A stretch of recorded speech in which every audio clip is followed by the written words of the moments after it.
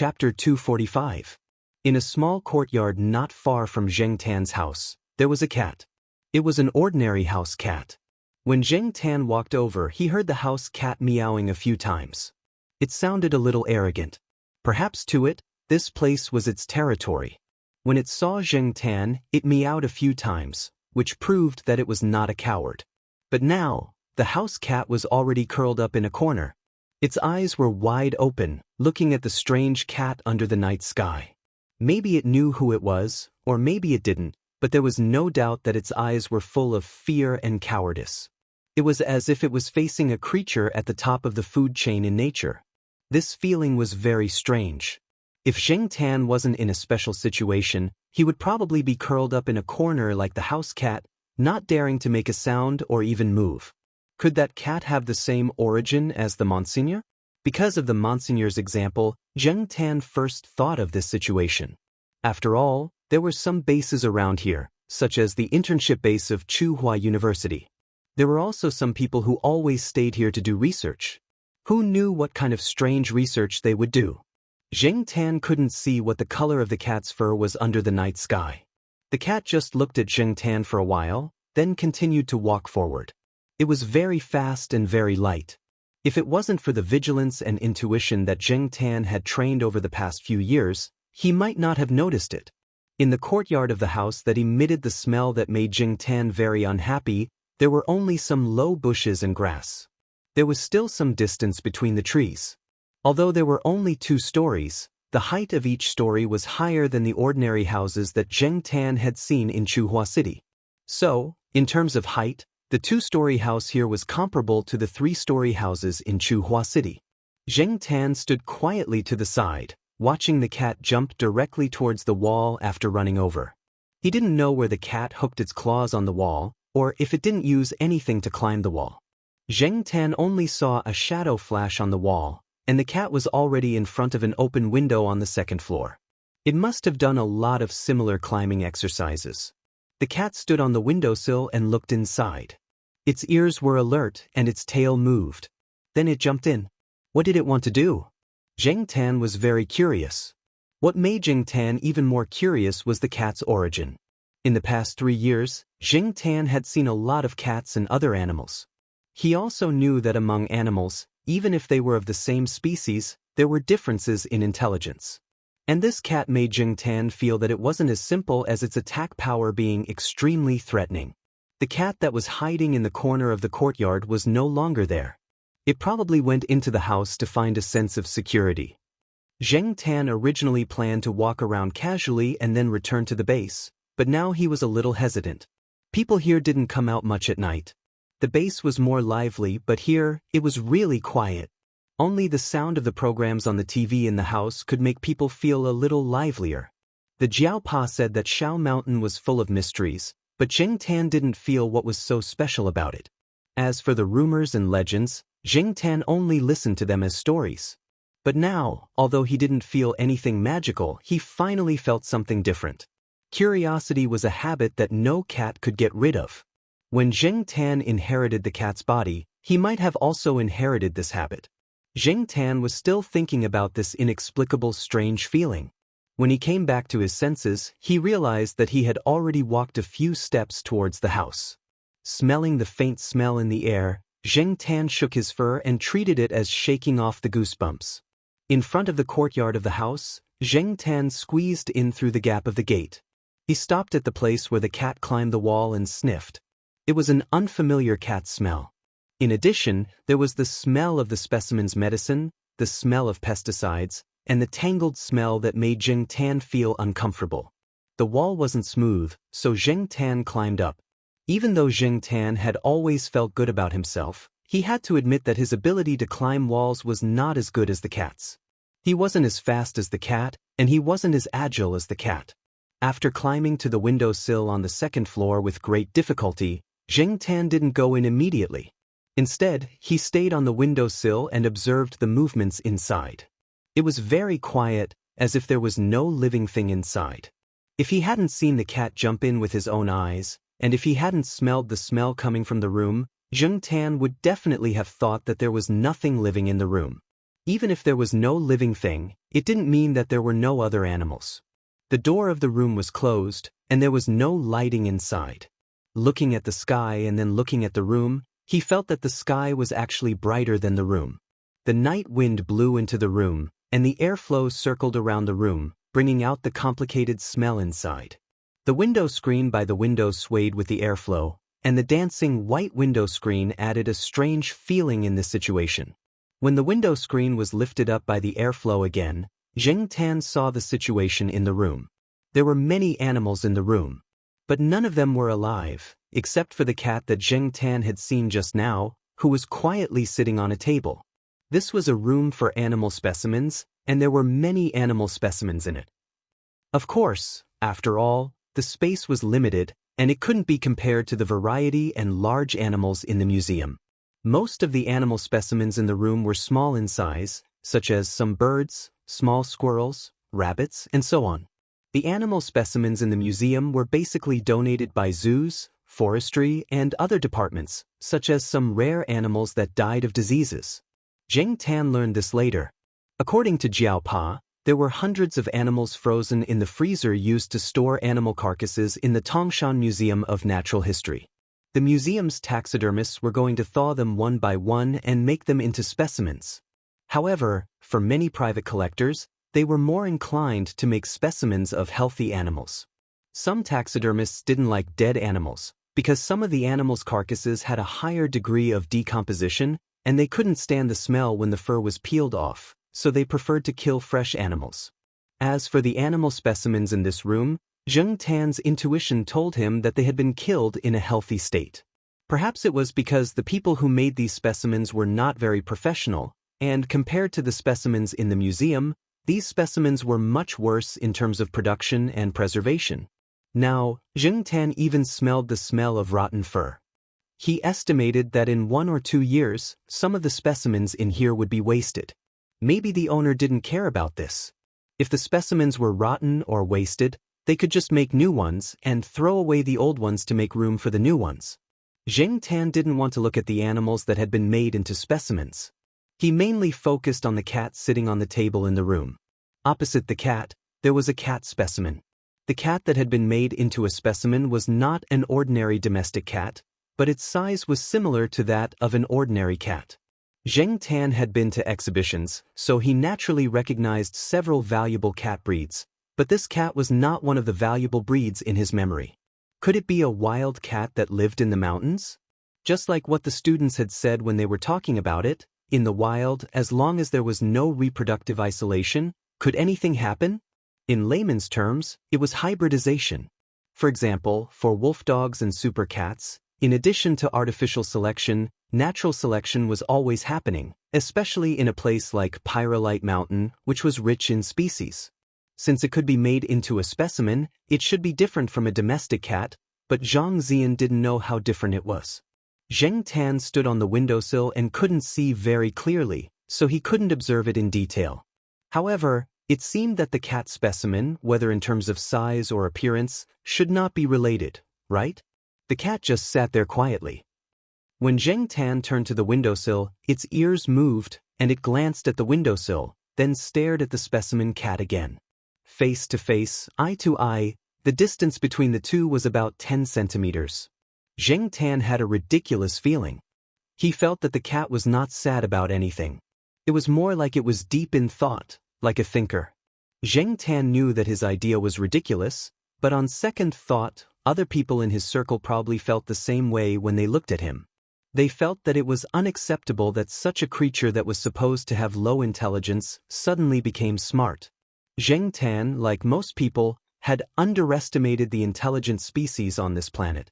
Maybe they didn't have the intelligence of humans, but they weren't as low as people thought. The cat just sat there and looked at the specimen for about half an hour, then left. When it left, it glanced at Xianxia and seemed to be surprised by Xianxia.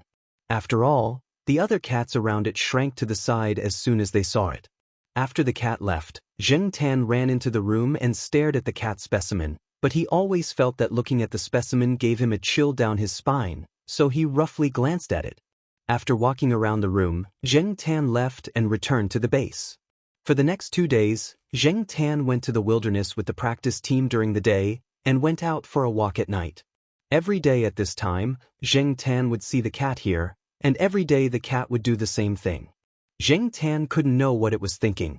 That day, at 5 or 6 o'clock in the afternoon, the practice team came back one by one. After eating in the cafeteria, Jiao Yuan and little Pomelo went to find the students to deal with the crabs they caught in the mountain stream when they came back today. The crabs they caught were all in a bag, so when they came back in the afternoon, they found that the crabs in the bag had almost all killed each other. There were also a few empty shells that had been eaten by their own kind. Zheng Tan didn't go with them. When it was about time, he planned to go out for a walk. Today, the cat should be there on time, right? Unexpectedly, before Zheng Tan lifted his foot to step out of the window, he heard the sound of a fire engine. Zheng Tan listened to the direction of the fire engine, and it seemed to be in the direction where he walked every day. When he arrived in front of the house, Zheng Tan found that the house, which was fine yesterday, was now on fire. The fire happened to be in the room where the specimen was displayed. When the fire engine arrived, the fire had already spread, but it was quickly controlled. The surrounding residents, who were usually nowhere to be seen at this time, came out to gather around and talk. Chapter 246. After Zheng Tan returned to the base, he spent the whole night thinking about the cat. According to the onlookers, the owner of the house would open the windows for ventilation during the day and lock the windows at night. After all, there were so many unstandardized specimens in the house. Not only would the smell be heavy if the door was closed for too long, many of the gases were harmful. When Zheng Tan climbed over the windowsill, he also observed that the owner of the house's window was not the kind that could be smashed easily. Jiao Pa and the others also said that wild cats in the mountains were usually active in the early morning and evening. That was why the cat chose to sneak past the owner's closed window at night. Since it did not come out during the day, it only had the opportunity to do so now. People had all kinds of guesses, but no one said anything about the cat. No one knew what had happened in the house. Zheng Tan's intuition told him that it had something to do with the cat, but he did not know how the cat did it. In theory, many wild animals were afraid of fire. Was the cat not afraid? Zheng Tan could not figure it out. The next day, Zheng Tan went out with the trainee team as usual. Several people in the team were also discussing the fire that had happened yesterday. In the end, it was determined to be an accident. There were a lot of reasons that sounded plausible, but Zheng Tan was skeptical. This accident was too much of a coincidence. Zheng Tan did not understand. Halfway through the journey, he smelled a familiar scent. He looked around and saw that all he could see was trees and grass. Even if there were small animals hiding in there, as long as they did not move, the people here would not be able to find them. The sun was high up in the sky, and they had not entered the real wild area. There were no wild mammals, not even a mouse. However, Zheng Tan identified the scent in the air again. It was indeed the cat. Logically speaking, with the cat's survival skills, it should not have been so close to the trainee team. The people around did not have any strange reactions. They walked past the place and gradually went away. After walking for a short distance, the lead teacher asked everyone to stop and rest for a while. Zheng Tan did not stay there. He ran back. "Black charcoal, don't run around," Jiao said. "It's probably going to poop, right?" Jiao Yuan said. The people around them suddenly understood, and they didn't pay much attention to it, including the Jiao family. However, the Jiao Pa frowned and looked in the direction where Zheng Tan had left. Even if he wanted to take a dump, he didn't have to run back. What did this guy find? Zheng Tan ran back to the place and followed the smell. Even if Zheng Tan purposely lightened his footsteps, there were too many weeds around. He would make a slight rustling sound as he walked, and animals with sensitive hearing should be able to detect it. Zheng Tan slowly walked over, his ears perked up as he paid attention to his surroundings. In the wilderness, he didn't dare to be careless. It was better to be safe than sorry. The direction of the wind had changed, and there was a hint of blood in the air. As Zheng Tan approached, a low warning roar came from behind the bushes. It was the cat, but Zheng Tan didn't know what had happened to it. The warning roar was warning Zheng Tan that if he continued to walk forward, he would not be polite. Zheng Tan stopped and looked at his feet. He picked up a small piece of soil and threw it in that direction. The cat was shocked, and the warning roar became louder. Xianxia had good hearing. When the small piece of dirt hit the ground, he could even hear the sound of iron chains. On the night they arrived at the base, during the meeting in the conference hall, the people on the stage told everyone that there might be some traps on the mountain that had not been removed, such as iron clamps. They also asked everyone to be careful and try not to walk into the dense weeds. It was said that something had happened before. Although Xianxia knew that the cat was trapped by a trap, he was still vigilant. He changed his direction and walked closer. As he approached, he also paid attention to the cat's movements. Soon, Xianxia saw the situation there. There was a small iron clamp on the cat's leg. The trap was not set very cleverly. He could also see a not too thick iron chain wrapped around a tree. It was not like the ones that were nailed to the ground that Xianxia had seen before. The grass in this small area was not thick. The cat was dragging the iron clamp and hiding in the grass. Due to the length of the iron chain, it could only hide half of its body in the grass. In terms of hiding, the cat was good. However, because of the trap, its conspicuous color was exposed. Xianxia observed the cat from a place not far away. It was a cat with red stripes. The patterns on its body were similar to Depang's dragon Li, but the cat's fur was thicker and its body was bigger. When Xianxia saw the cat, the first thing he thought of was the red animal that the teachers in the Jiaopa had talked about. However, Xianxia was not sure. After all, there were too many strange species in this place. It might be a special breed of cat. Xianxia knew that he had good luck after becoming a cat, but only occasionally. He was not sure if he would really meet the red animal that the teachers in the Jiaopa had talked about. However, Xianxia thought that the cat's IQ should be good yesterday, but now he was doubting it. This was a clumsy trap that was set up by children in the mountains. How did this battle-hardened cat fall into it?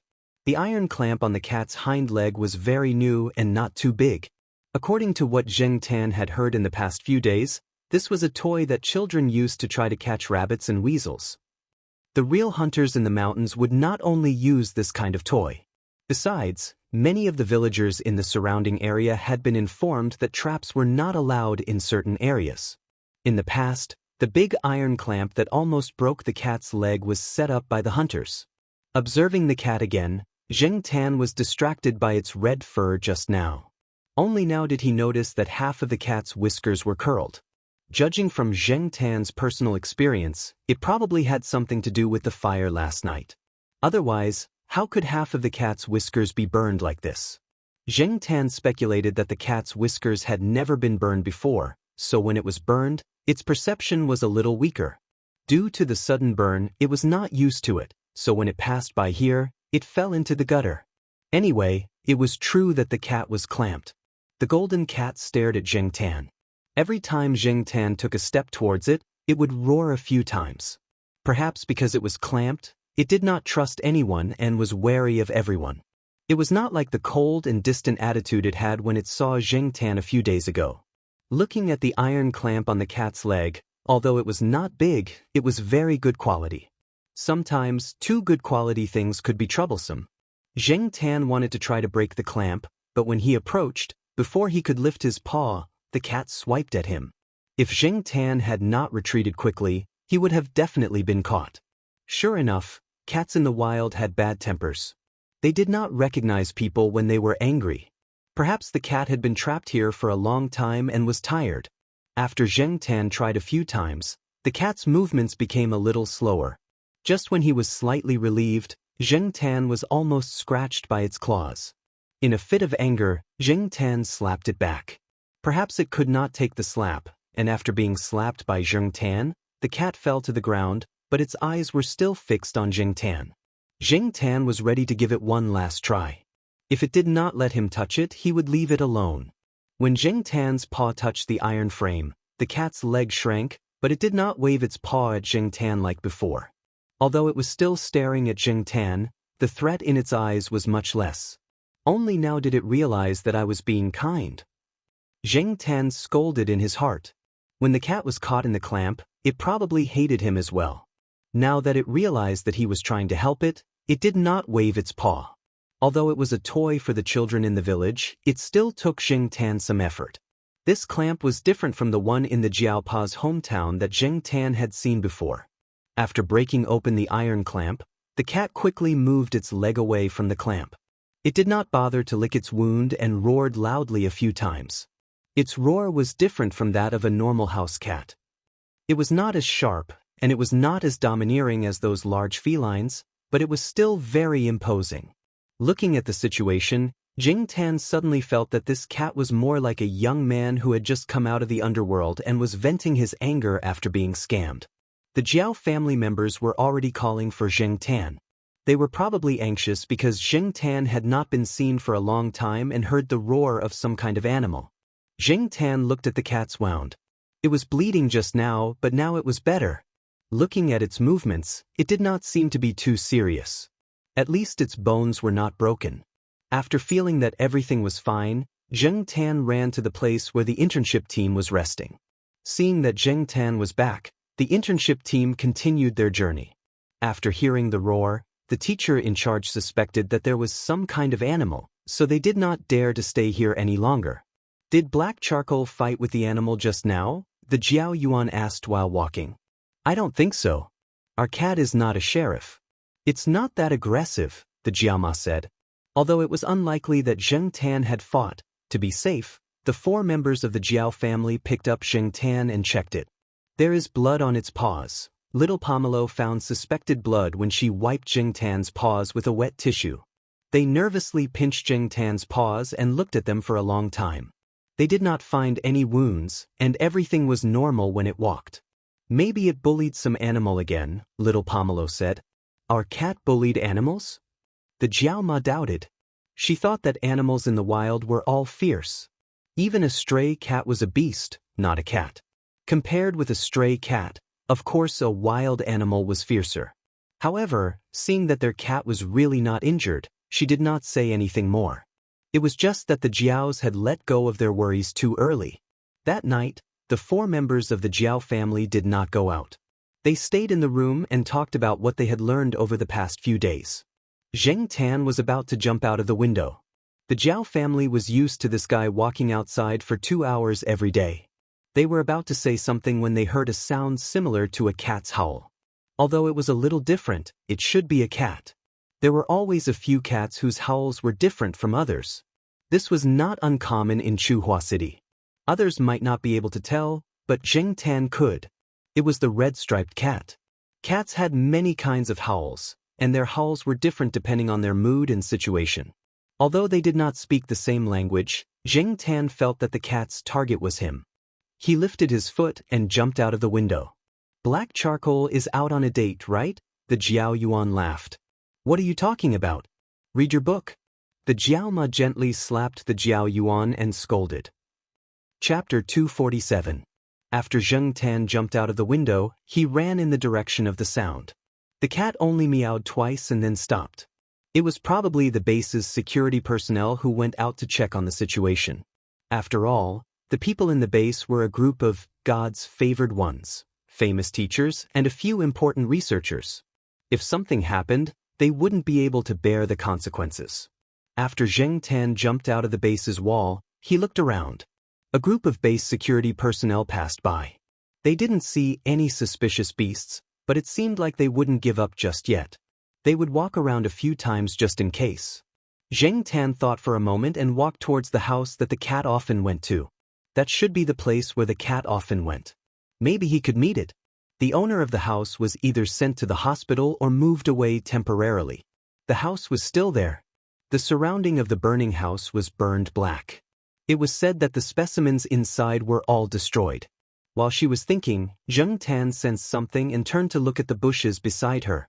Over there, the cat was walking towards Zheng Tan, but it still looked around vigilantly as it walked.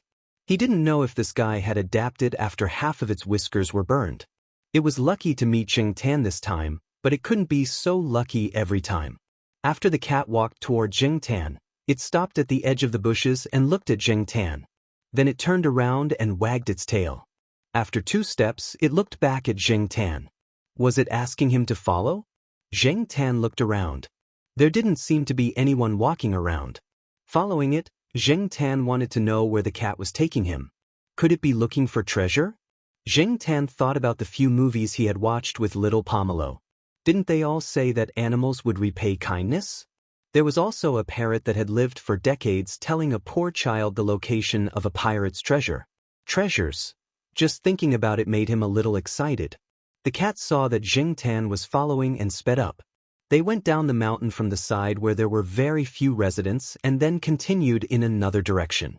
Zheng Tan didn't know what was over there, but every time Zheng Tan hesitated whether to continue following, the cat would stop and signal Zheng Tan to hurry up. Its eyes were filled with disdain, as if it couldn't stand Zheng Tan's lackadaisical behavior.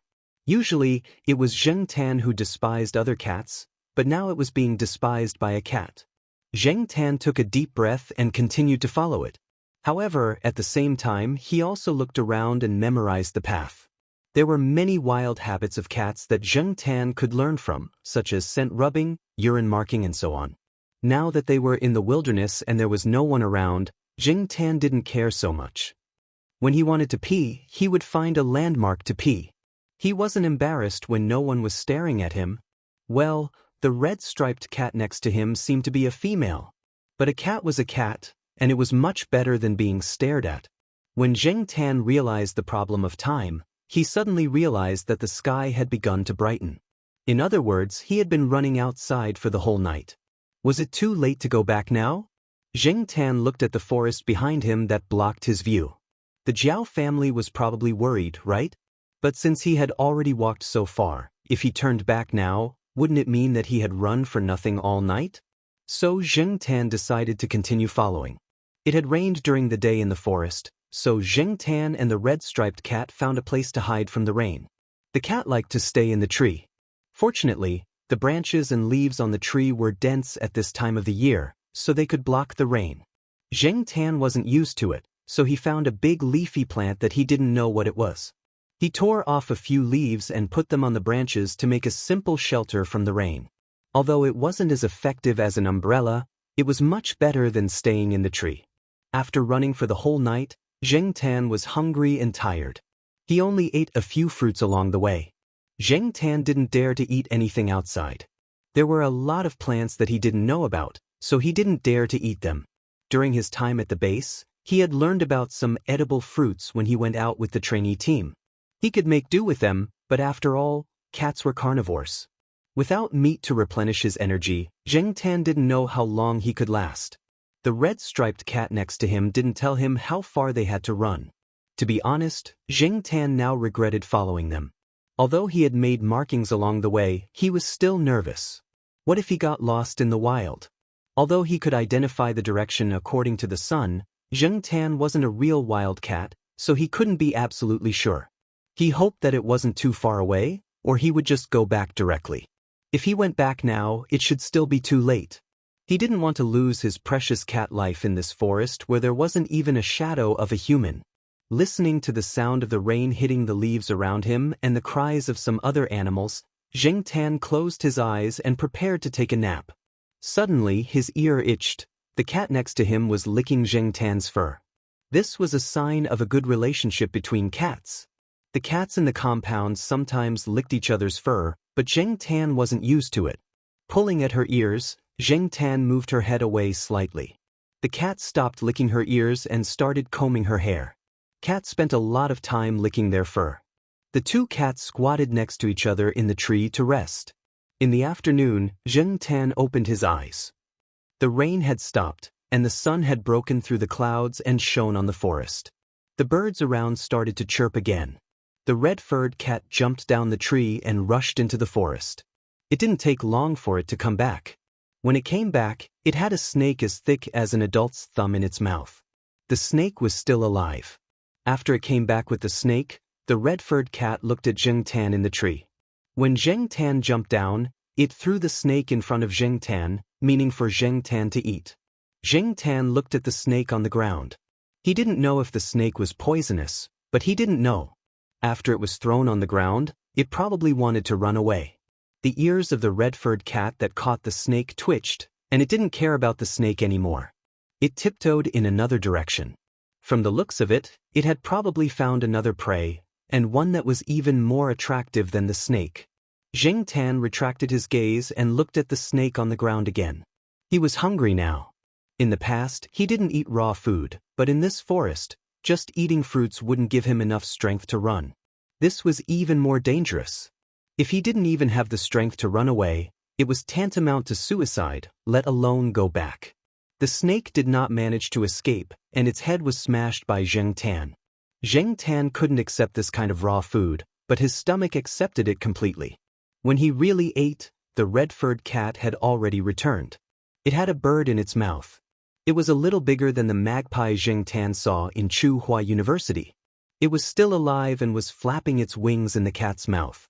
However, it soon stopped flapping and entered the red-furred cat's stomach.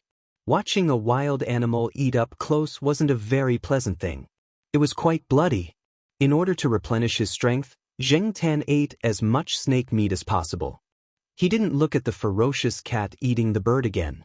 Xianxia didn't finish the snake. He only ate half of it. This was the first time he tried this. Because of psychological reasons, he wasn't completely used to it. However, since there was a first time, there would be a second time and a third time. Xianxia decided to catch prey himself next time. He couldn't rely on the red-furred cat. As for the bird, all that was left was a few bones on the ground and a blood-stained feather that had been forcefully torn off. There were other wild animals coming over. They probably smelled the scent. Xianxia and the red-furred cat quickly left the place and found a new place to rest.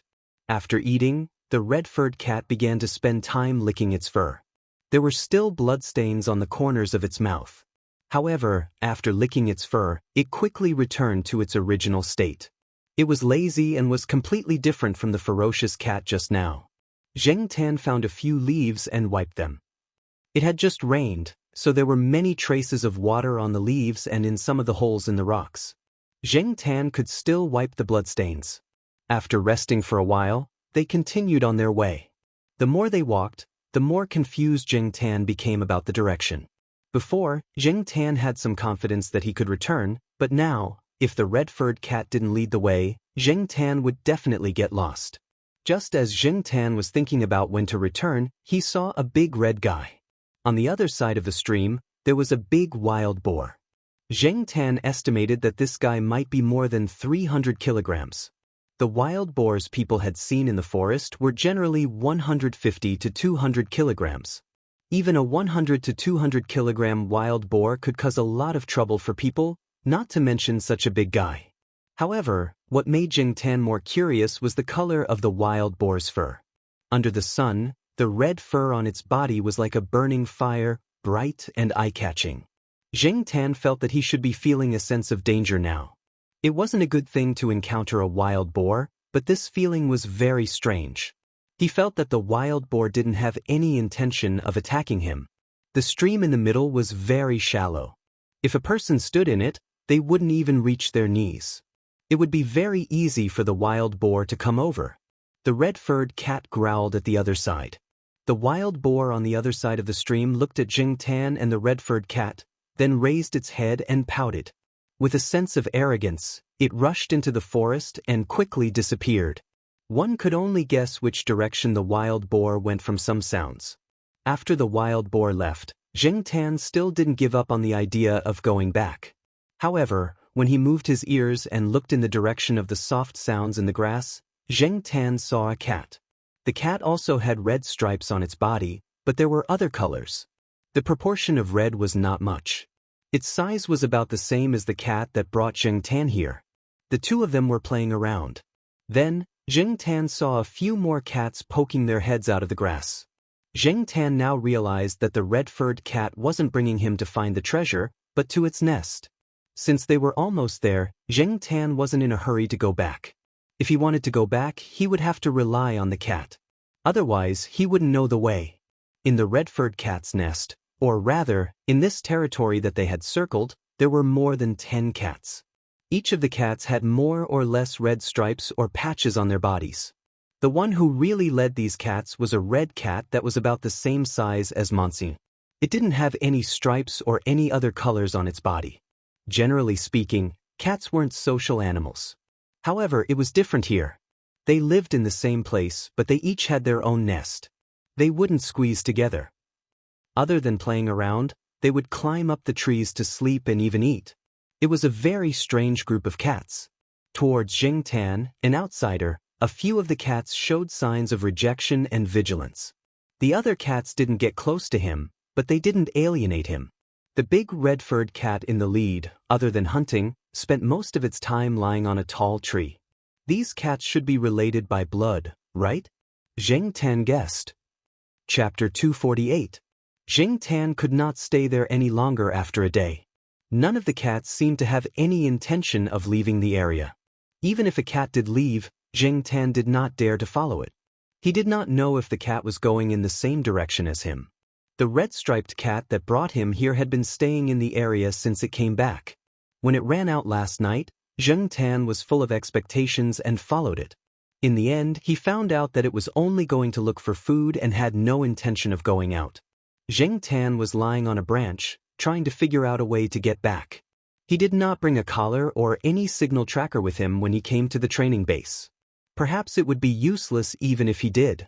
According to the teacher in charge, the expedition team had mentioned in their notes that there were many places in the mountain forest that they could not detect any signal at all.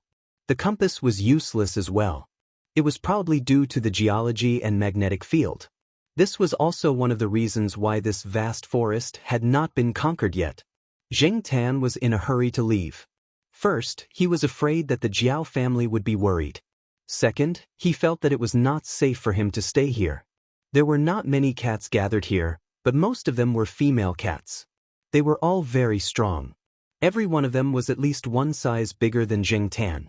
Even the smallest cat here, which was probably not an adult yet, was slightly bigger than Xianxia. They were slightly more ferocious. Xianxia could not accept having sex with a cat. Even if he could accept it, it would not be a pleasant experience. Just thinking about it made him shiver. As he was thinking, a sound came from under the tree. A few cats were fighting over a mouse. Xianxia came here. In addition to the leading cat with red fur, he also saw a red-furred wild boar and a red-furred mouse. The few cats were fighting over the red-furred mouse. Yesterday, a nearly 20-centimeter red-furred mouse had been taken up by the leading cat for dinner. Later, a few small red-furred mice were caught by the cats. They were probably the cubs of the big mouse. It seemed that the big cat had dug up a mouse nest. The small red-furred mice were snatched by the cats as if they saw a delicacy. They even fought over a small mouse. Yesterday, the red-striped cat had fought with another cat. After it won, it immediately ate the small red-furred mouse, afraid that it would be snatched by other cats if it didn't pay attention. From yesterday to now, Xianxia had eaten a few fruits, a bird's egg, and a fish caught in the stream. The fruit was eaten by a cat. Xianxia saw that it was not poisonous, so he ate a few fruits on the tree. The taste was not bad. The bird's egg was dropped in the grass when the cats were catching birds. The cat did not want the bird's egg, so Xianxia picked it up. For the cats, the bird's egg was just a toy. When they were bored, they played with it like a ball. As for eating it, they had no interest. Xianxia thought about the experience of eating the fish. Maybe it was the cat's tolerance for the fishy smell. Xianxia had a hard time eating it, but he did not feel nauseous after eating it. The internal organs and fish head were not eaten. After Xianxia caught the fish, he cut it open with his claws, removed the internal organs, and rinsed it with the water of the stream a few times. The water of the stream was very clear. As for the parasites and microorganisms, Xianxia did not care about them. He could not care about them. It was better to fill his stomach first. The cats also ate the fish and drank the water here and lived well. They grew strong and healthy. Xianxia believed that he should be able to bear it. Looking at the sun that rose and began to set, Xianxia made up his mind and decided to go out and try. Even if he could not return to the base, this forest was not the Amazon jungle.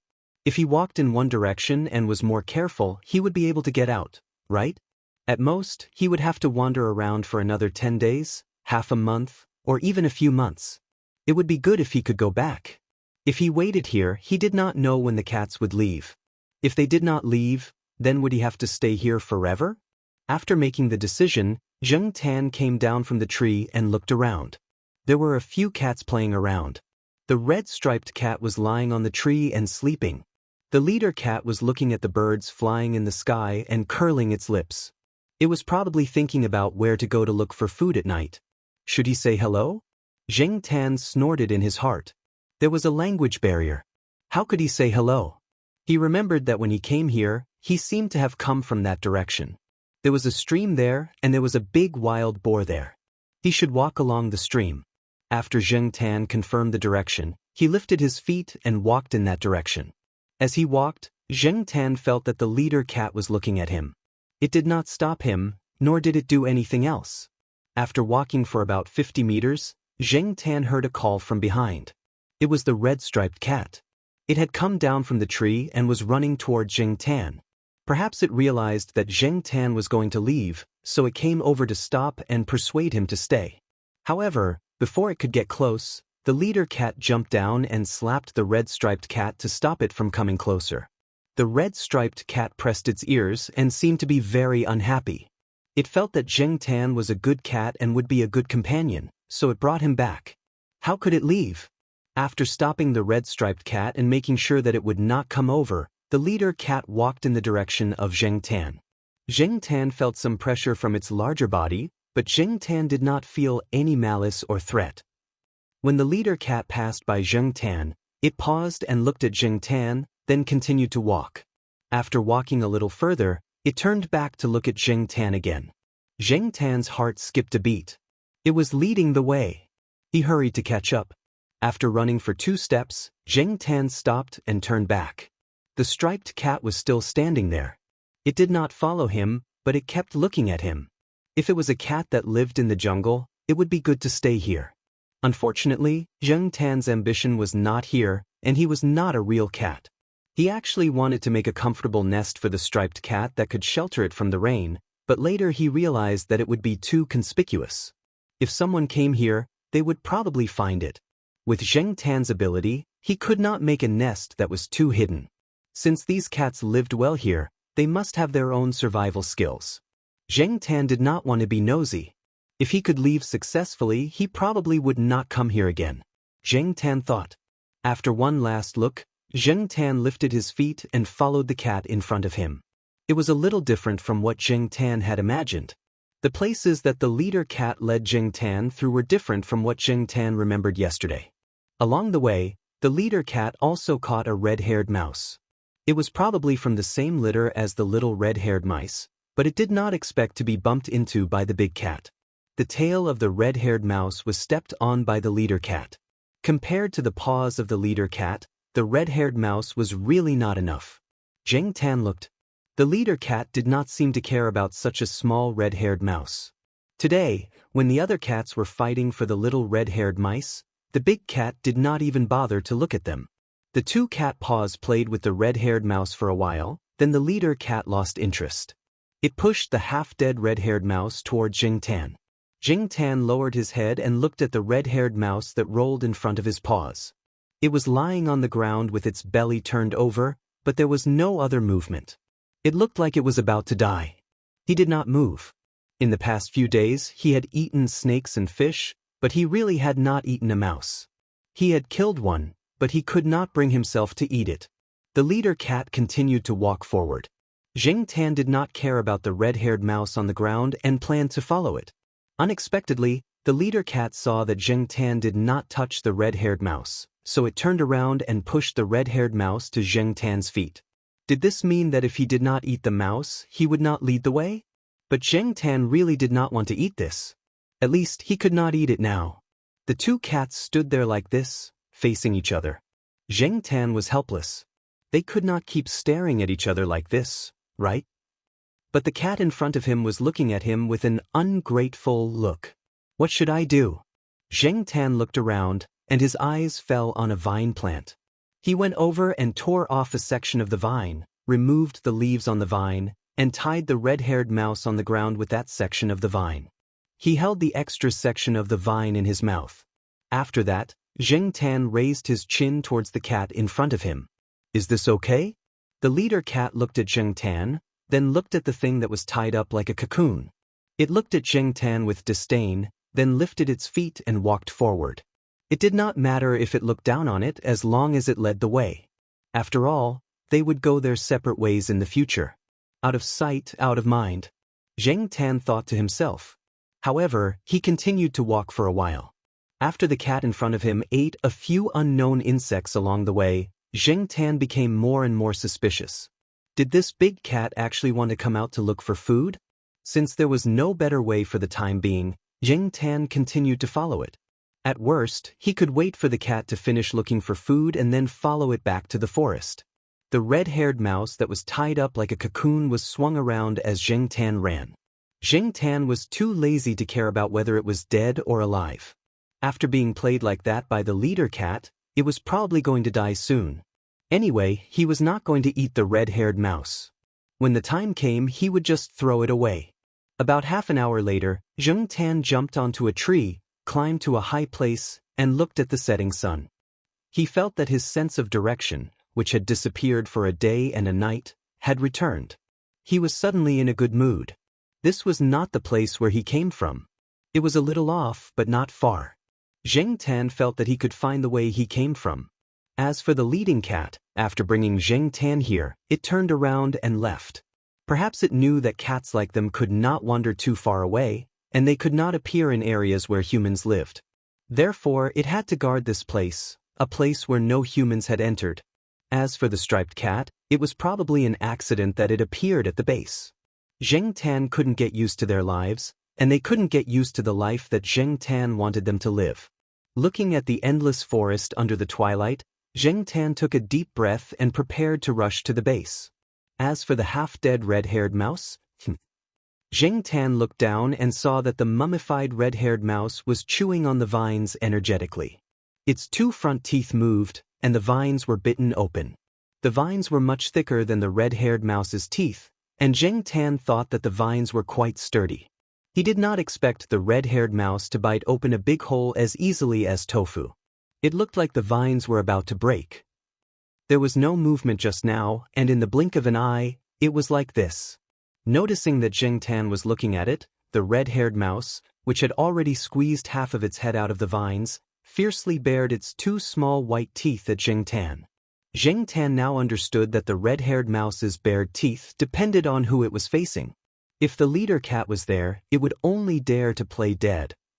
Chapter 249. A mouse was not afraid of a cat? A small mouse was acting fierce in front of a cat? This mouse was not even as big as an egg when it was curled up. How could it be so arrogant? To be honest, it was Zheng Tan's first time encountering such a situation. Therefore, his original plan to throw away this troublesome mouse after the leader cat left was changed. The vines on this little mouse were still tied up and had not been completely bitten off. What was even more arrogant was that after the red-haired mouse glared at Zheng Tan, it continued to gnaw on the vines. It did not seem to care about Zheng Tan at all. It was really unscrupulous. Zheng Tan raised his hand, intending to teach this rampant red-haired mouse a lesson. Previously, the red-haired mouse was tied up with vines. Now that they had walked for so long, the red-haired mouse had already squeezed its head out of the cocoon. At the same time, under the cocoon, its small tail was also exposed. Zheng Tan bent his palm, lifted the red-haired mouse's tail, and spun it around. After 20 rounds, Zheng Tan stopped. The red-haired mouse did not move for a long time, as if it was dizzy from being spun around. Zheng Tan raised his hand and was ready to poke the mouse to see if it was stupid from being spun around. Unexpectedly, just as his hand was about to touch it, the red-haired mouse suddenly stretched out its neck to bite. If it were not for Zheng Tan's quick reaction, and the fact that the red-haired mouse's movements were affected by the spinning, it would probably have been bitten. Looking at the red-haired mouse biting the vines, he knew that this guy's teeth and bite force were quite lethal. It actually had the courage and strength to bite? However, at this time, Zheng Tan did not plan to spin it around anymore. He just wanted to break its neck. What was important now was to hurry on. He did not have time to waste here with a mouse. However, just as Zheng Tan raised his claw halfway, the red-haired mouse that had almost bitten off the vines suddenly stopped and looked around vigilantly. It stretched out its neck to look under the tree and revealed a sense of cautiousness, as if it had discovered something dangerous. Tan didn't know if the red-haired rat had truly discovered the abnormality or if it was plotting something. Just in case, Tan still had to be vigilant. If there really was an abnormality, he had to pay attention and deal with it early. Thus, Tan quickly pressed the red-haired rat down, not allowing it to move. Then he looked down the tree. Suddenly, the red-haired rat squeaked as it was pressed down by Tan. It struggled, but was unable to move away from Tan's palm. Tan did not have the slightest intention of pitying it. If he used a little more strength, he would be able to squash it to death. Only then did the red-haired rat realize that the cat in front of it was also a dangerous creature. Perhaps in its memory, it only had a deep fear of the cats in that area, but it had no memory of Tan, an animal with a very strange smell. It probably also felt that Tan had no intention of eating it, which was why it was so rampant before. Its experience since birth had taught it that being bigger than it did not mean that it was dangerous, and being smaller than it did not mean that it was harmless. Unfortunately, this time, it had miscalculated. This cat indeed had no intention of eating it, but it was not to be trifled with either. It had enough power to squash it to death with one palm. Therefore, after it cried out once, it stopped, and after struggling for a while, it settled down again. However, its eyes were looking around, probably thinking about how to escape. Tan did not pay attention to the red-haired rat that he was stepping on. He focused on looking down, his ears perked up to listen to the movements around him. Just when he felt that the red-haired rat was playing with him again, he suddenly heard a slight sound.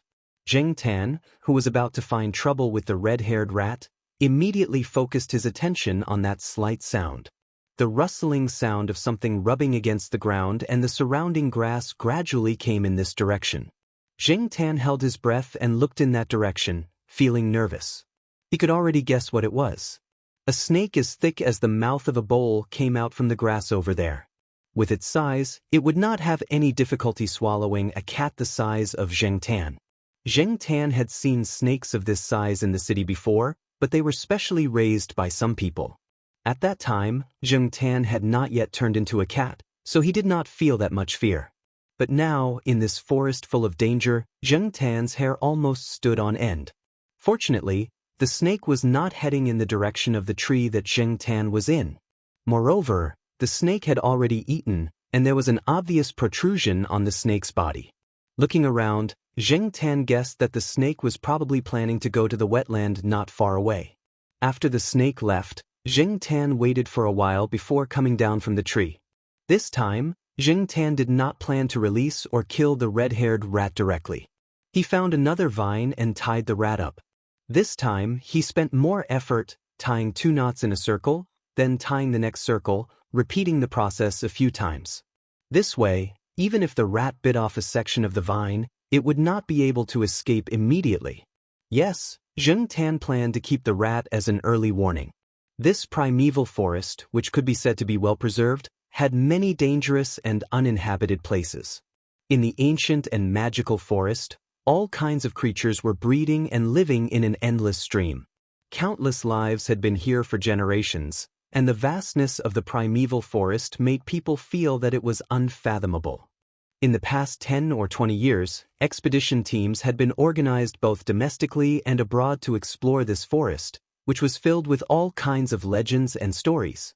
Some universities and research institutes had also organized expedition teams, and once they entered, they would spend 1 or 2 months or even longer. However, there were still many places that people could not reach, and miracles that could not be discovered. At the same time, it also showed that there were countless unpredictable dangers in this forest. Tan admitted that he had underestimated this forest. In Tan's original mind, the forest that was filled with all kinds of dangers was similar to the Amazon jungle. What was there to be afraid of in a place like Tangshan City? Even when he followed the red-striped cat into the forest, Tan did not encounter any danger or crisis. But now, he suddenly realized that he had been too naive. Many of the wild animals that lived in this forest were deliberately hidden, and Tan might not be able to discover them in the first place. There were also unknown dangers. Tan did not think that he was smarter than the expedition team, and his experience in the forest was not as good as this little rat's. Since he did not have a high IQ and could not compare to the native residents of the forest, and he did not have a second red-striped cat to lead the way, Xianxia chose to take this red-haired rat with him. It might be useful in the future. Even if it was not, it could be used as a backup ration, and when there was danger, it could be used as bait to distract the attention of dangerous creatures. The speed at which they returned to the base was much slower than the speed at which they entered the forest. During the process, Xianxia had to be vigilant of his surroundings. He would stop from time to time to listen for movements in the surroundings. He also had to take this red-haired rat with him. Once he found that the red-haired rat was about to gnaw off all the vines, he would change to another vine to tie it up. Fortunately, there were many plants and vines here. Xianxia specifically looked for those that were resistant to gnawing and had some thorns to increase the resistance of the red-haired rat's gnawing process. He had heard that there were many plants that had long been extinct in other parts of the world. They were called living fossils by botanists. Perhaps those botanists would scream if they saw them here, but Xianxia had no interest in them at all. Along the way, Xianxia saw a very large tree. Xianxia didn't know what kind of tree it was, and he had never seen it before. He guessed that it was because it was too old. There was a hole in the trunk, and many snakes were crawling in and out of the hole. Xianxia jumped onto a tree to determine the direction he should go and observe his surroundings. He saw the snakes from afar and quickly ran. He didn't dare to court death. Speaking of gains, Xianxia picked up a piece of amber. He had picked it up when he went to the stream to drink water. In the past, he had heard people say that ambers were found in mining areas or by the sea. He didn't expect to find one here. The piece of amber was about the size of a quail egg. There was a small flower inside. He didn't know what kind of flower it was, but if it was a species from tens of thousands of years ago, it would be really valuable as a collector's item. Xianxia found a vine and wrapped the amber around his neck. This way, it wouldn't be easy to throw it away. He would give it to little Pomelo when he returned. Xianxia didn't feel anything when he wore the amber. It was light and easy to carry. On the way, Xianxia ate some fruits and caught a snake. He didn't know which snakes could be eaten and which couldn't. Anyway, he happened to see a snake of the same species as the one he ate last time, so he killed it. It was a little smaller than the one caught by the striped cat. In order to hurry, Xianxia bit the bullet and ate some more. He fed the rest to the red-haired rat. Anyway, it was just these things. It didn't matter if it ate or not. The red-haired rat seemed to be very hungry and didn't refuse. Many rodents were omnivores. This red-haired rat could eat meat and vegetables, which saved Xianxia a lot of trouble. After walking for 3 days, Xianxia quickened his pace at dusk on the third day because he smelled the scent of people. When the sky darkened, Xianxia was already running on the mountain where the base was located. It was just that at this time, the light was dim, so many people didn't notice Xianxia. Although he was already very tired, Xianxia was very excited when he saw the base. He didn't slow down. Instead, he ran even faster. He even forgot that the red-haired rat was tied to the vine in his mouth. In the base's dormitory, Jiaopa closed the door and walked out of the dormitory building. He wanted to walk around and smoke a cigarette. For the past few days, they had been in a bad mood because of the cat. The 2 children didn't go out with the trainee team for a few days. They said that they wanted to wait in the room. They didn't even close the window, wondering when the cat would come back. Jiaopa searched in the wild. He even spent money to hire some villagers to help. Jiaoma asked the residents who lived on the mountain one by one. They all said that they had seen a black cat a few days ago and hadn't seen it since. In fact, in the hearts of many of the surrounding residents, as well as some of the teachers and guards of the base, they were certain that the cat had been dragged away and eaten by some wild animals. This kind of thing had happened here before. There were even cases of dogs being lost. After a while, people would hear about the remains of the cat being found somewhere in the wild. The teeth marks of unknown animals were all on the bones. A few guards who came out to patrol the base saw Jiaopa. They came over to greet him and ask about the cat. For the past few days, they had seen this teacher with the surname Jiao come out to smoke. They heard that the parents and children at home were worried sick because the cat had gone missing. There were even cat search notices outside. "Teacher Jiao, you haven't found your cat yet?" a young-looking person asked. Jiaopa shook his head. "Don't worry. Maybe it will come back by itself at any time. In the past, there was a cat in my house that disappeared for a month and came back by itself. Yeah, don't worry. You can go back and rest. Don't go out. Yesterday, someone went out in the middle of the night and was bitten by a snake. Fortunately, it wasn't a venomous snake. The guards talked one after another. Suddenly, one of them pointed at the wall not far behind Jiao Pa and shouted, "What is that?" Zheng Tan had just climbed over the wall when he saw a beam of light coming over. He quickly jumped down and planned to run to the building where he lived. Unexpectedly, the vine suddenly broke off when he landed.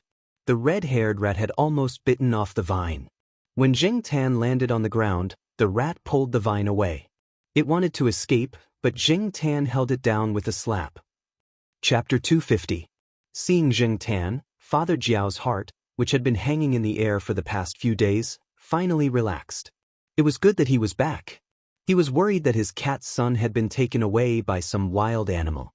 However, when Jiao Pa walked closer, he frowned when he saw the mouse that Zheng Tan had pinned to the ground with the help of his flashlight. The light at night was not good, and it would affect people's judgment of color. Even so, when the flashlight shone on the mouse, the red light reflected made Jiao Pa's heart skip a beat. His heart, which had just calmed down, was in his throat again, and his heart rate increased. The security guards behind him rushed over. "Hey, is this Mr. Jiao's cat?" "It should be. It seems to be the one on the cat search notice." "It's this one, definitely. Oh, it even has a mouse in its mouth. Is it back for a reward?" The security guard who first saw Zheng Tan climbing over the wall said as he looked at the squeaking mouse. The other security guards also turned their attention to the mouse. "Why do I feel that the mouse's fur is red? It really is red. Is it dyed? Let's see if it's a pet mouse." The security guards started to discuss. The light was not good, so the security guard who saw Zheng Tan only saw Zheng Tan holding something in his mouth. Before he could see clearly, Zheng Tan had jumped over the wall. Now, he naturally thought that Zheng Tan came in with the mouse in his mouth and did not notice the vines that fell on the grass. Jiao Pa took a few deep breaths and said to Zheng Tan, "Don't let go." Then he looked at the few security guards. After looking around, he said to the young security guard, "Can you lend me your lunchbox?" "Please." The young man was looking at the red-haired mouse curiously. When he heard Jiao Pa, he quickly handed over the lunchbox in his hand. In the afternoon, his girlfriend sent him a lunchbox of mung bean soup. After he finished it, he planned to bring it back to her when he was on patrol. He could use the time to have some sweet moments. A lunchbox wasn't worth much, so it was fine to borrow it. In any case, this bunch of teachers would definitely compensate him when the time came. The Jiao Pa couldn't care less about the mung bean smell in the lunchbox. He opened the lid of the lunchbox to reveal an opening. "Hey, Teacher Jiao, are you trying to catch mice?" "I'll do it. I know how to catch mice. I used to catch field mice when I went to the wild with other people." The young man handed the flashlight in his hand to the colleague next to him and squatted down to catch them. Before Father Jiao could finish his sentence, the man reached out and grabbed the red-haired rat under the cat's paw. The Jiao Pa quickly opened the plastic lunchbox and passed it to her. "Be careful." The Jiao Pa wanted to tell the guard not to squeeze it to death. After all, when the students were doing experiments in school, they accidentally broke the necks of the white mice when they were doing experiments. The Jiao Pa looked at the rat that was much smaller than the students when they were doing experiments and then looked at the careless guard who volunteered to help. The Jiao Pa was anxious. But this time, before the Jiao Pa could finish his sentence, the guard had already thrown the red-haired rat into the lunchbox. Although his actions were a little rough, he did a good job. The only regret was that his hand was bitten. "Thank you, but you still have to go to the infirmary for a checkup. The wound can't be ignored. Bill me," the Jiao Pa said to the young man after he closed the lid of the lunchbox. There was a small hole in the lid of the lunchbox, so there was no need to worry about the rat suffocating. When the young man heard this, he thought, "Hey, it's free treatment." There were people on duty 24/7 in the infirmary. Recently, there were a few medical students who came for their internships. He heard that they were quite pretty. The young man's heart was rippling. After greeting his colleagues, he went straight to the infirmary. He had a reason to skip work and see beautiful girls. What a good thing. After the guards left, the Jiaopa carefully held the lunchbox and looked at Zheng Tan, who was still looking around. Where are you going? His tone was calm, but Zheng Tan felt that there was a pressure around him. He shivered. It was probably because of the low temperature at night in the mountains. Zheng Tan followed the Jiaopa back to the dormitory. He directly climbed through the window. Anyway, he lived on the second floor, so it was easy to climb through the window. Little Pomelo was sitting at the table with a pen in her hand. She wasn't in the mood to work on the summer vacation homework that was spread out on the table. If she flipped a few pages forward, she would see a pencil-drawn cat on every page. While she was thinking, the screen was pulled open. Little Pomelo and the Jiao Yuan, who was torturing the crab to vent his depression, both looked at the window. Black charcoal. Mom, black charcoal is back. Jiaoma had just finished washing the clothes. She had just received a call from the Jiaopa. The Jiaopa had something to do and would be back later. Seeing the black cat on the table, his depressed mood was finally lifted. He thought to himself, this cat is just like a human. If I don't leave it alone for a period of time, it will go crazy. This time, it even went missing, causing everyone to be worried. Grounding it was necessary. For the rest of the time, this cat would not be able to go out again. Jiaoma scolded Zheng Tan and ordered him to be grounded. At the same time, she carefully checked Zheng Tan's body to see if he was injured. Then she found a plastic tub and filled it with water for Zheng Tan to soak in. Zheng Tan came back covered in dust. He even felt the active fleas on his body. He really did need a good bath. But something seemed to be missing. Where's the amber? Zheng Tan realized that the amber around his neck was gone. He still had it when he went up the mountain. It probably fell off when he went through the bushes around the base. He would look for it tomorrow. After Zheng Tan finished her bath, she wrapped herself in a towel and sat on a stool to wait for her fur to dry. Father Jiao came back with an anxious look on his face. He didn't bring the plastic lunchbox with the red-haired rat, and he didn't know where he put it. What happened? The Jiaoma asked. Is black charcoal injured? The Jiaopa asked. No, he just had a meal and took a bath. He seems to be in good spirits, the Jiaoma said. That's good, the Jiaopa breathed a sigh of relief. It turned out that the young guard who was bitten by the red-haired rat was in trouble. It had only been an hour since he was bitten, but the young guard's hand was already swollen like a bun. He was also dizzy. Fortunately, they had a good supply of medicine, and he came to get treatment in time. Otherwise, he might have died. The Jiaopa immediately came back to check on the situation. When he saw that Zheng Tan was fine, he gave a few words of advice and left. Zheng Tan listened to the Jiaopa's words and broke out in cold sweat. He finally realized how dangerous the rat was. Fortunately, he was not bitten by the rat in the forest. Otherwise, he would have become the feces of the beasts or insects in the forest. Before the Jiaopa left, he said that he might come back very late. He might not even come back to sleep. The Jiaopa was not the only one. The other teachers who led the team, whether they were asleep or not, all rushed to the same place. The students who came out to make phone calls were all wondering what had happened. In a room in the base, many teachers were huddled together. It was originally a temporary lounge. Everyone complained that it was too close to the toilet. It was uncomfortable to stay here in the middle of summer, so very few people came here. But now, no one cared. Some male teachers did not change their clothes when they heard the news. They ran over in their singlets and shorts. They did not care if they were laughed at by the other teachers. They stared at the red-haired rat in the cage on the table. The red-haired rat was in the middle of the cage. It was gnawing on a peanut. Its eyes were still looking at the people outside the cage.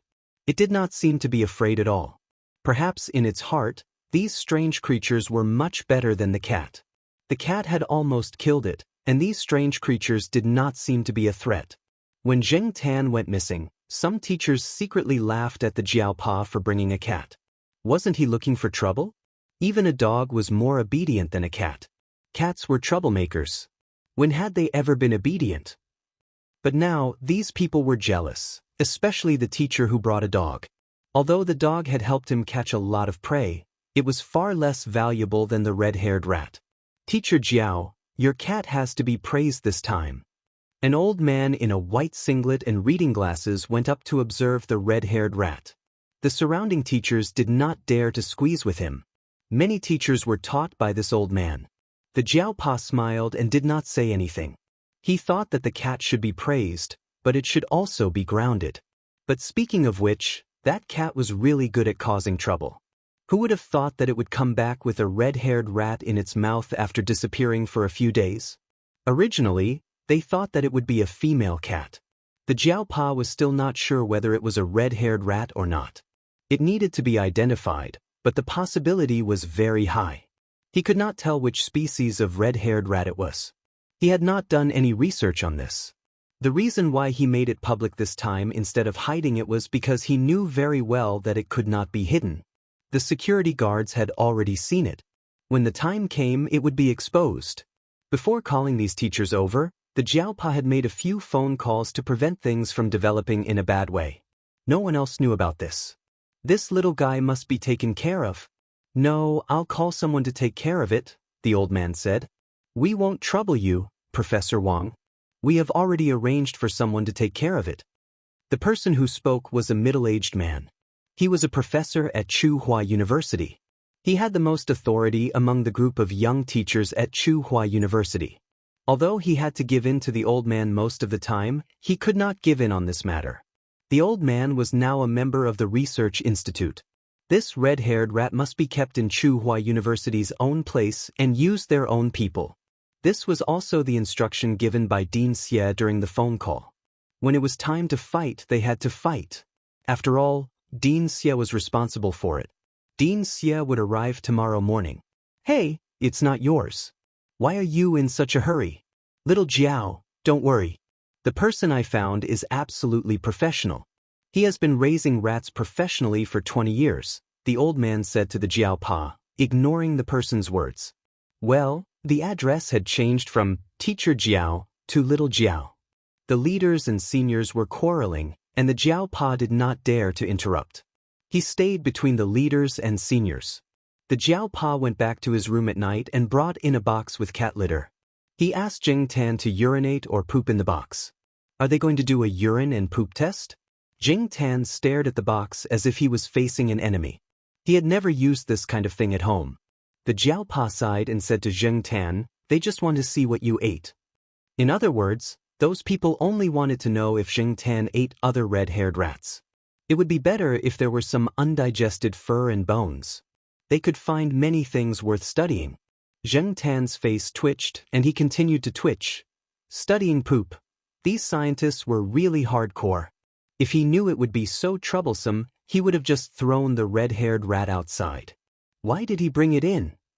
Jing Tan regretted, but it was too late to regret now. At that time, he was rushing back and did not even think about the red-haired rat. When he regained his senses, he had already climbed over the wall and entered the base. Chapter 251. After Father Jiao gave his instructions, he didn't come back for the whole night. It was said that he was held up by the leaders and seniors for a discussion. The species of the red-haired rat hadn't been completely identified yet, but it was now regarded as a treasure by the researchers in related fields. Father Jiao, as the first person to discover the red-haired rat, should have the right to speak.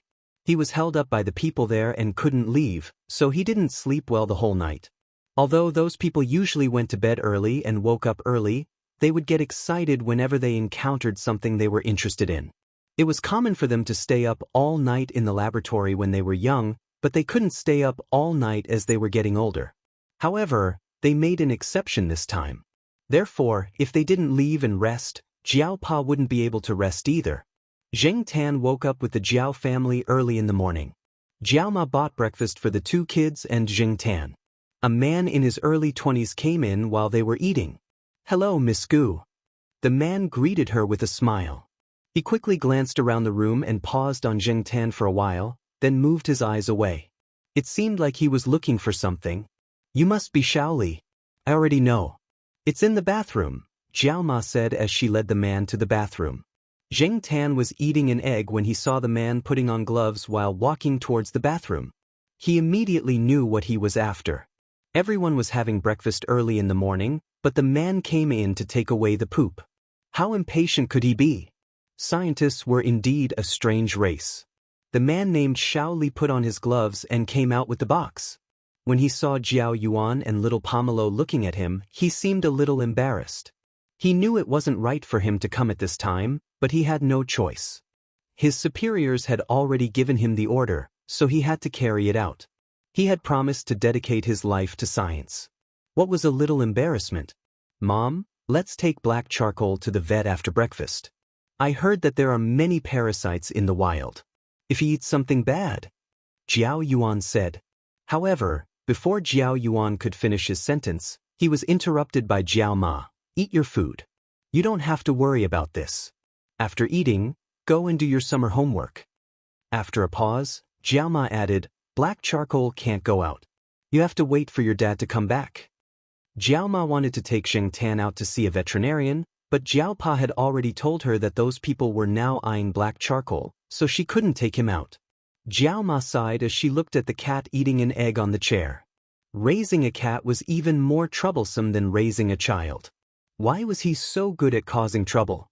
She wasn't interested in any red species or new genetic discoveries at all. She just wanted the cat to behave. Unfortunately, when it was almost noon, Jiao Pa finally came back. Along with Jiao Pa were a few people in their 40s and 50s, as well as 2 old men. Zheng Tan recognized a few of them. The one leading them was the dean of the Institute of Biological Sciences at Tsinghua University. In the past, when this person saw Zheng Tan around the Institute of Biological Sciences, he didn't have much of a reaction. He didn't seem like someone who liked cats. But now, this person couldn't hide the smile on his face. He had been staring at Zheng Tan since he entered the door. He nodded and said, "Good cat. This is a good cat." Zheng Tan was speechless. He couldn't bring himself to be happy with this compliment. It would have been better if the word cat had been changed to human. Being called a good person was better than being called a good cat. It had to be said that Jiao Pa's prediction was very accurate. These people came over to ask Jiao Pa to take Zheng Tan out. They wanted to see if they could find the red-haired rat's territory through Zheng Tan and find more red-haired rats.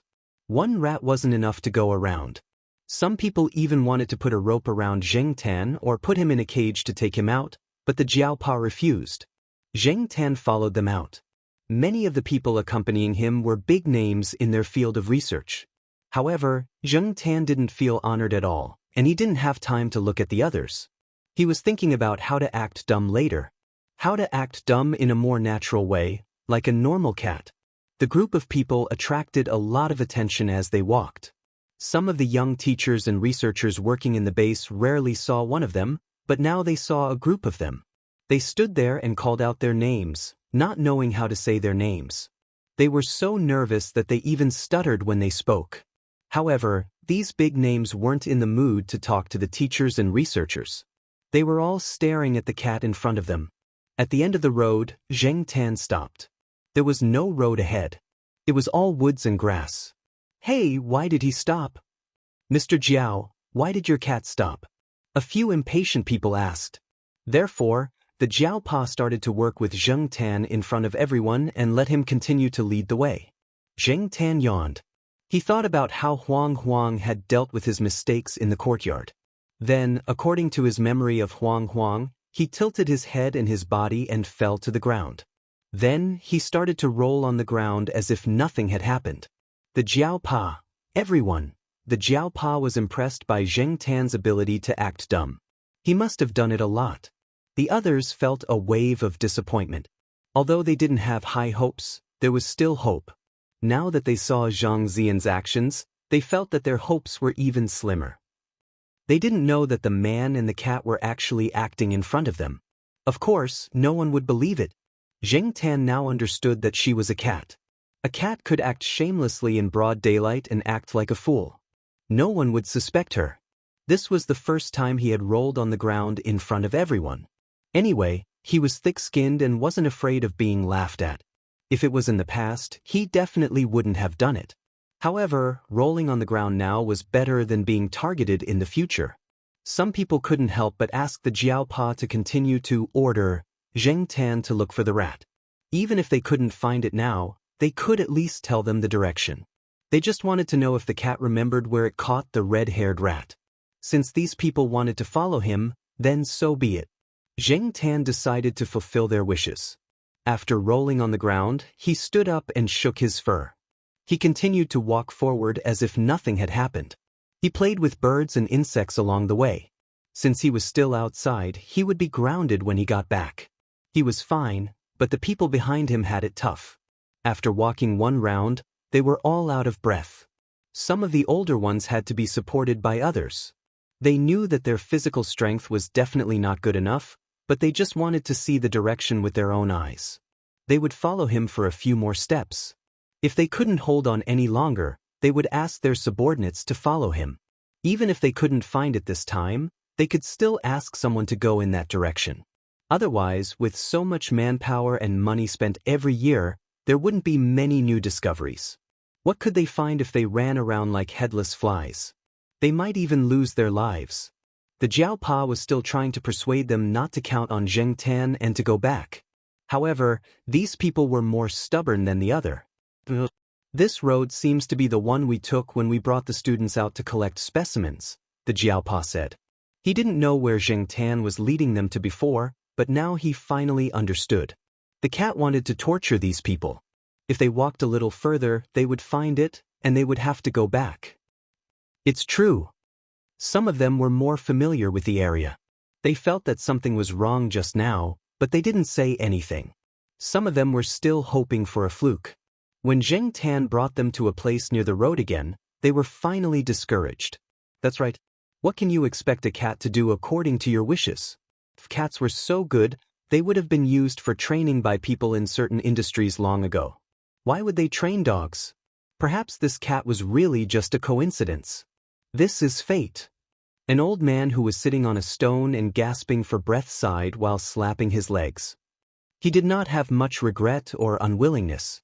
He had lived for so long and had seen a lot of things. In the past, he had seen albino bears and albino moles that had caused a sensation in this place. He had also followed the expedition team organized by the international organization to explore the mountains and brought back many specimens of living fossils. Now that he could see a suspected red mouse, he should be satisfied. How many people who went in for money never came out? Most of the time, people who found new species or animals that were on the verge of extinction only found them by chance. Just like the old man said, this was fate. The group of people was so tired that even walking back to the base on the road was tiring. In the end, they called a car to pick them up. After the Jiaopa went back, he talked to the leaders and then took Zheng Tan to the vet. After disappearing for a few days, it was better to have a checkup. The vet was not far from the infirmary. Zheng Tan also saw the young man who helped catch the red-haired rat. He heard that it was very dangerous yesterday. Fortunately, he survived the treatment in time. He didn't expect that he could talk to girls so energetically now. In the infirmary, the young man was telling a few girls about how he caught a rat, scaring them. Now that he knew that the rat he caught yesterday was a rare animal, he was showing off to everyone. He was the one who caught the rat, and the lunchbox was also his. What? You don't believe me? If you don't believe me, look at my wound. Can a normal rat bite be so swollen? Sure enough, he forgot the pain after the scar healed. Zheng Tan despised him. After the checkup, the vet confirmed that Zheng Tan's physical condition was good and prescribed some insect repellent for Zheng Tan.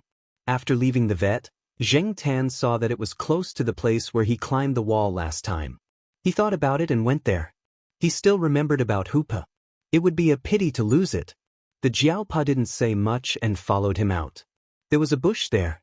Yesterday, Zheng Tan had crossed from there to take a shortcut. Zheng Tan went into the bush and followed the path he took yesterday to search. Suddenly, he heard a rustling sound in the bush. He looked over and saw a cat in the bush. It was a domestic cat, but he didn't know whose family it was. At that moment, the domestic cat was playing with something with its paws bent. Zheng Tan looked carefully. Wasn't it the amber he lost? Zheng Tan rushed over and slapped the cat twice. The cat arched its back and cried out twice, but felt that it was not strong enough. When Zheng Tan was about to slap it a third time, it quickly ran away. Zheng Tan looked at the amber carefully. Fortunately, it was wrapped in vines.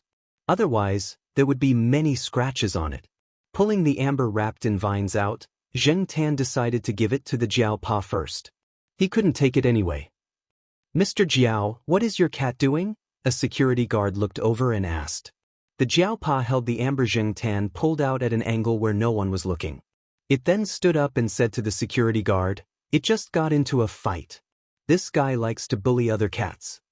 The security guard obviously saw the cat that escaped from the bush. He didn't doubt the Jiaopa's words.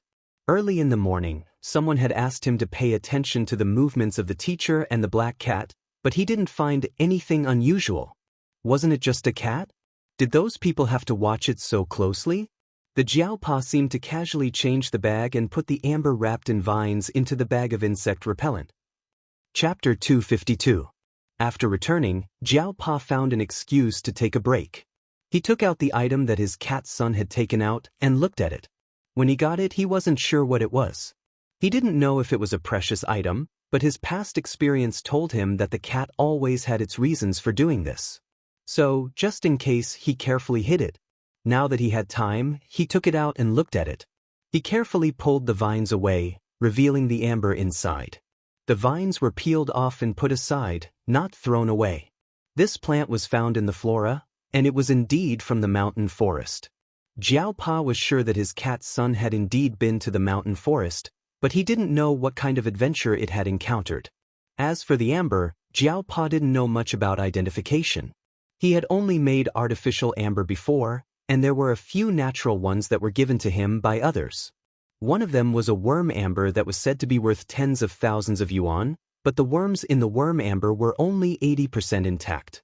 The inside of the worm amber was a plant. He had only seen artificial amber, not natural amber. Because he was at the base and didn't want to be discovered by others, Jiaopa could only use the simplest identification method to identify whether the amber was artificial or natural. Amber could fluoresce under ultraviolet light. Of course, now that the technology of counterfeiting was getting better and better, artificial amber could also fluoresce, so Jiaopa could only make a preliminary identification. The identification result showed that the amber fluoresced under ultraviolet light, and the small flower inside was very bright. It was so blue that it was almost purple. Jiaopa even checked the rare plants newly compiled by some botanists in the past 2 years, but he couldn't find anything similar to the small flower inside. If the amber was real, Associate Professor Jiao had a hunch that the small flower inside might be a plant from tens of millions of years ago, or even hundreds of millions of years ago, a plant that had never been discovered. Once it was confirmed to be real, it was enough to make the botanists and paleontologists excited. They were not interested in red mice or anything like that. After all, their research was different. However, ancient plants were different. Furthermore, it was a complete flower. There were many problems with the stamen inside. If there was a red mouse, there might be a second one. This amber that contained a complete flower and recorded a natural miracle from tens of millions or even hundreds of millions of years ago was very likely to be unique in the world. For biologists and geologists, the value of amber lay in its historical evolution. For collectors and investors, amber that contained rare organisms or plants could be called a rare treasure. Jiaopa could take out this amber. The matter of the red mouse could be studied by several professors at the same time, and it would definitely be published in Nature. Jiaopa, as the discoverer, would definitely be listed in the journal. This would be of great benefit to him when he applied for project funds in the future. If this amber was included, it would definitely be the icing on the cake. Years ago, when a professor in a paleontology research institute discovered an ancient plant, he was the first author of the research results published in Nature. Jiaopa could do the same. In Tsinghua University, where competition was fierce, from teachers to students, there weren't many teachers at Jiaopa's age who could publish papers and research results in Nature and Science, the 2 top academic journals in the world. It was easy to imagine the benefits that Jiaopa would receive. The red mouse could be regarded as a shining point in nature, and the worm amber was also a miracle inadvertently created by nature. Nature would always inadvertently create one miracle after another, and those who could discover these miracles would always be known as those with great luck. People with great luck. Father Jiao looked at the cat lying on the bed, trying to catch up on its sleep, and rubbed his forehead helplessly. How could a cat cause so much trouble? Xianxia was already being targeted. If the amber was exposed, it would be even more troublesome. The matter of the red mouse could be said to be accidental. It was natural for a cat to catch a mouse, but what about the amber? If someone found out, Jiao Pa could only say that it was his own collection. However, Jiao Pa didn't plan to expose the amber. He hoped that everyone's attention would be focused on the red mouse and ignore other things as much as possible. Black charcoal, leave this amber with me for now. Jiao Pa took out a small box. Inside the box was the amber that Xianxia found. Xianxia heard this. No, this was for little Pomelo. He reached out and was about to snatch the box.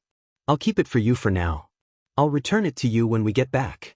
But you have to promise me that you'll hide it well and don't throw it around, Jiao Pa said again. Xianxia thought about it and decided that it was fine. He couldn't take it with him now anyway. It was safer to leave it with Jiao Pa. Xianxia wasn't stupid. He could tell from Jiao Pa's expression and words that the amber wasn't a simple item. At least, it was to some people. Rather than keeping it himself or letting little Pomelo keep it, it was better to let Jiao Pa keep it for him. For the next few days, Xianxia was very well behaved. He also knew that there were many people watching him. Some of the idiots who thought that they were well hidden had already been discovered by Xianxia. Therefore, Xianxia felt that it was better to listen to Jiao Pa and Jiao Ma and stay in his room. After all, the student's internship was coming to an end. In 2 days, they would return to Chuhua City. Xianxia could still endure for the next few days. For the past few days, Jiao Yuan and little Pomelo had been following the students outside to learn how to make specimens. There were animals, plants, and insects, but Xianxia was not interested in them. He was more inclined to listen to the story of the red-haired rat. He heard that the red mouse had caused a commotion. The identification results were probably out. It was the red species that Jiao Pa had mentioned. Yesterday, Xianxia had been called over to join in the fun when the photos were taken. This morning, Jiao Yuan showed Xianxia a local newspaper. It had a large article about the red nest rat. Yes, the red mouse had been identified as a nest rat by a few professionals. However, it was different from the smaller nest rats. This red nest rat was definitely much bigger than a normal nest rat when it matured. Xianxia didn't care whether it was a red nest rat or a red Mickey Mouse. He stared at the few color photos and the article about him in the newspaper. There was a lot of information about the red nest rat in the newspaper. However, there were only 2 vague lines about Xianxia. It only said that the red nest rat was accidentally caught by the cat of Associate Professor Jiao Mingxing of Chuhua University's School of Life Sciences. After that, there was nothing else.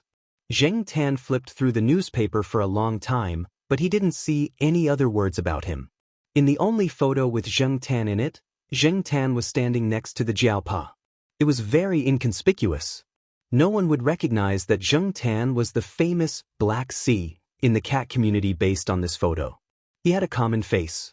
Only when he said his name would people know who he was. Otherwise, with so many black house cats in the country, who would know who he was? At first, Xianxia was a little annoyed.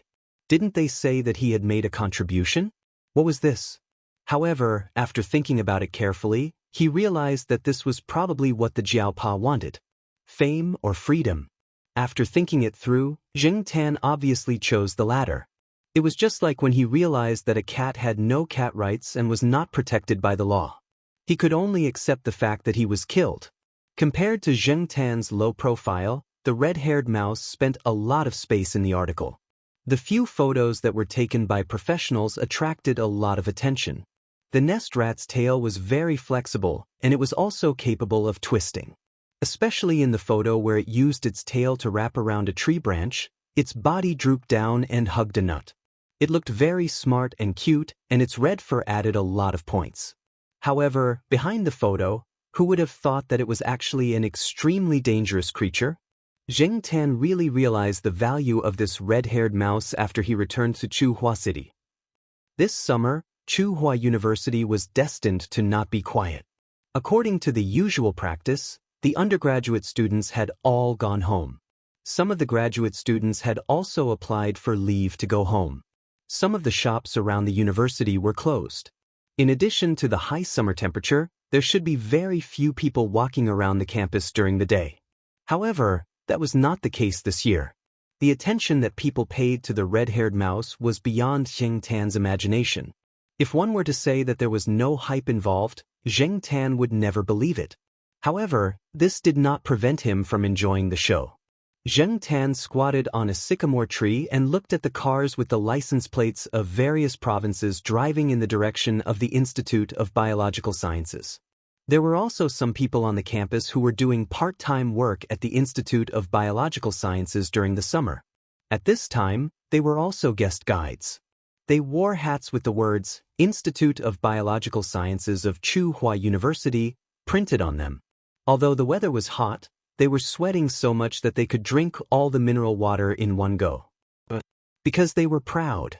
Looking at the people who were running to the Institute of Biological Sciences these days, if they were not leaders of universities or researchers of research institutes, there were also some experts and professors who came from abroad.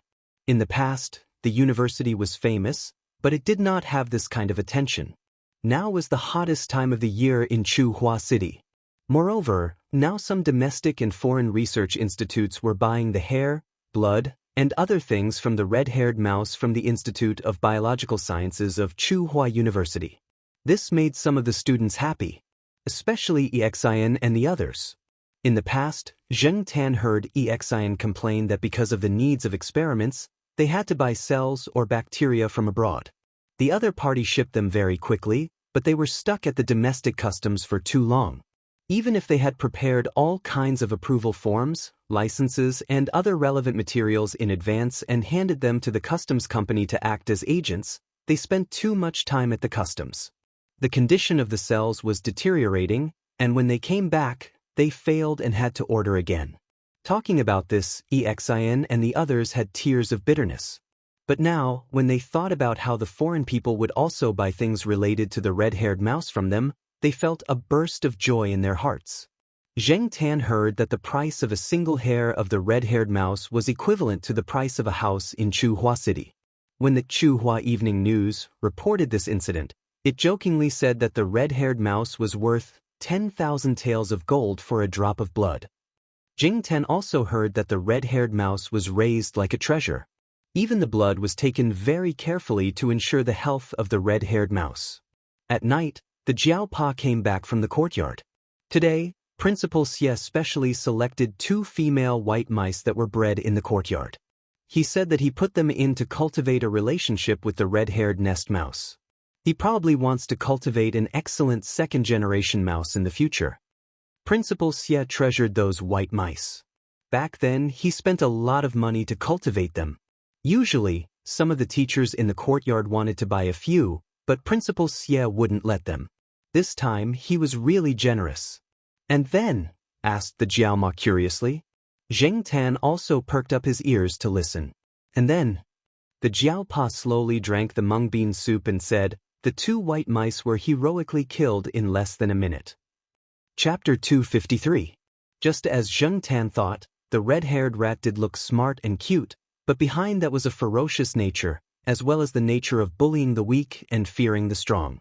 Judging from the way the researchers treated the red-haired rat, during this period of time, the red-haired rat did not encounter any threats at all. It ate well and drank well. Even the wood it used to grind its teeth on was custom-made. The hardness of the wood was selected after many calculations and measurements to be suitable for it to grind its teeth. Even if it bit to death the 2 white mice that Dean Xie had carefully cultivated, no one would do anything to it. Instead, they would contact the mice cultivated by other research institutions to discuss countermeasures to implement the sustainable development strategy.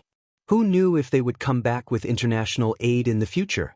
In short, that red-haired mouse would be lucky in the future.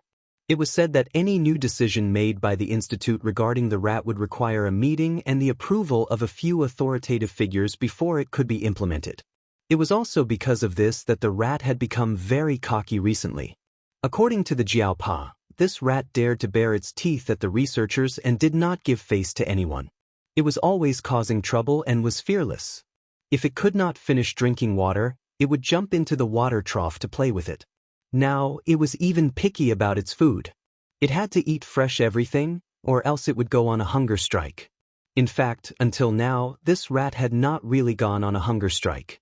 The breeders were always using different methods to serve it. Zheng Tan saw the 2 photos taken by the Jiaopa recently. The red-haired rat was a size bigger than when Zheng Tan first caught it. It was also clearly chubbier. Some rats had to live in fear and sneak into the sewers to steal food, such as domestic rats. Others were carefully served, such as this red-haired rat. Rats were infuriated to death when compared to other rats. Once, when Zheng Tan went to the Jiaopa's office to climb through the window, he happened to bump into Principal Xie, who was about to drive out. However, Principal Xie did not reprimand Zheng Tan. Instead, he smiled warmly at Zheng Tan.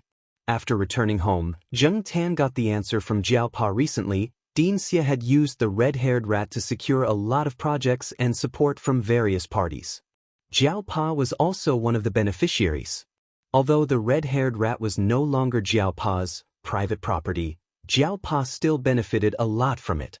With the approval of a few big shots, Jiaopa's title of associate professor would soon be removed. Moreover, it was much easier for Jiaopa to apply for projects now. As the saying goes, having someone in the government makes things easier. Sometimes, success or failure could be decided with just a word from someone. Even in this circle, which was regarded as a pure land with a halo, changes were already quietly happening. Because of this, Yuan Zi once sighed to Jiaopa when he came over, "Your cat is worth it, King worth it." Every time Yuan Zi came to the Jiao family, he had to do one thing: worship black charcoal. In Yuan Zi's own words, he was not worshipping a cat, he was worshipping the god of wealth. Now, Zheng Tan was already numb to Yuan Zi's way of doing things. In his opinion, Yuan Zi was just an idiot. "Your cat is really a god. Old Jiaopa, let me tell you, ever since I worshipped this Xianxia, the company has been developing positively. Hey, let me show you my collection." Yuan Zi, who was drunk, was very talkative. He took out his phone and flipped through the photo album, insisting on showing it to Jiaopa. Zheng Tan moved closer to take a look. There was a photo album named Xianxia in the phone, and it was full of black cats. Zheng Tan and Yuan Zi's office and home were custom-made black Xianxia cats. Don't make it sound so magical. It's just a coincidence that I ran into something. It's a small probability event, Jiaopa replied. Yuan Zi was about to explain when Jiaopa's phone suddenly rang. Jiaopa gestured to Yuan Zi to answer the call first. He took out his phone and looked at it. It was an unknown number. Jiaopa did not rush to answer. Instead, he waited for a while. If the other party hung up quickly, he didn't plan on answering. This kind of thing happened often. After he answered, it was either a promotion, a wrong number, or a scammer. There were also some who wanted to ask about the red-haired rat. No matter what, he didn't want to answer. Unexpectedly, the phone kept ringing this time. The other party seemed to be saying, "If you don't answer, I'll keep calling." Jiaopa pressed the answer button. He was not in a hurry to introduce himself. "Hello." Zheng Tan listened to the voice on the phone. He also suspected that it was about the red-haired rat. Recently, the red-haired rat was still in the limelight. However, the other party didn't seem to be talking about the red-haired rat. They were talking about something else. Zheng Tan couldn't hear them clearly. He only heard a few words. "It's my cat." Jiaopa looked in the direction of Zheng Tan on the sofa. Yuan Zi, who was thirsty and about to drink some water, immediately listened to the Jiaopa's call. He didn't even drink the water. He kept holding the cup and listened to the Jiaopa's call. His eyes kept glancing in the direction of Zheng Tan. "It's convenient. I'll be home tonight. The address is on the 5th floor of Building B in the East District." "Okay, I'll see you later." Jiaopa hung up the phone and looked at Zheng Tan with a puzzled face. He wondered what the cat had done in the year that he had been away. "Who was it?" Yuan Zi asked. The person said his name was Yan He. He asked for my name and whether black charcoal was my cat. He said he would come over later to discuss something. Jiaopa had never heard the other party's voice. This was the first time he had talked to the person called Yan He. What the other party wanted to talk about was obviously related to his cat. Previously, he had suspected that it was about the red-haired rat. However, the other party didn't mention anything related to the red-haired rat. But other than that, what else could they talk about? He even came over to discuss in person. His tone sounded like he was giving him a lot of benefits. Yuan Zi's face turned serious. Anyway, we can't sell this moneymaker. Jiao Pa cleared the things in the living room and discussed with Yuan Zi what to do later. Of course, I don't need you to tell me that.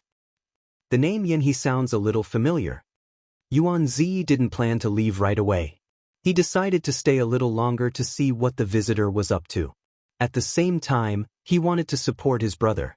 Although he was only the boss of a not-so-famous company, he had his own way of judging people after so many social engagements over the past few years.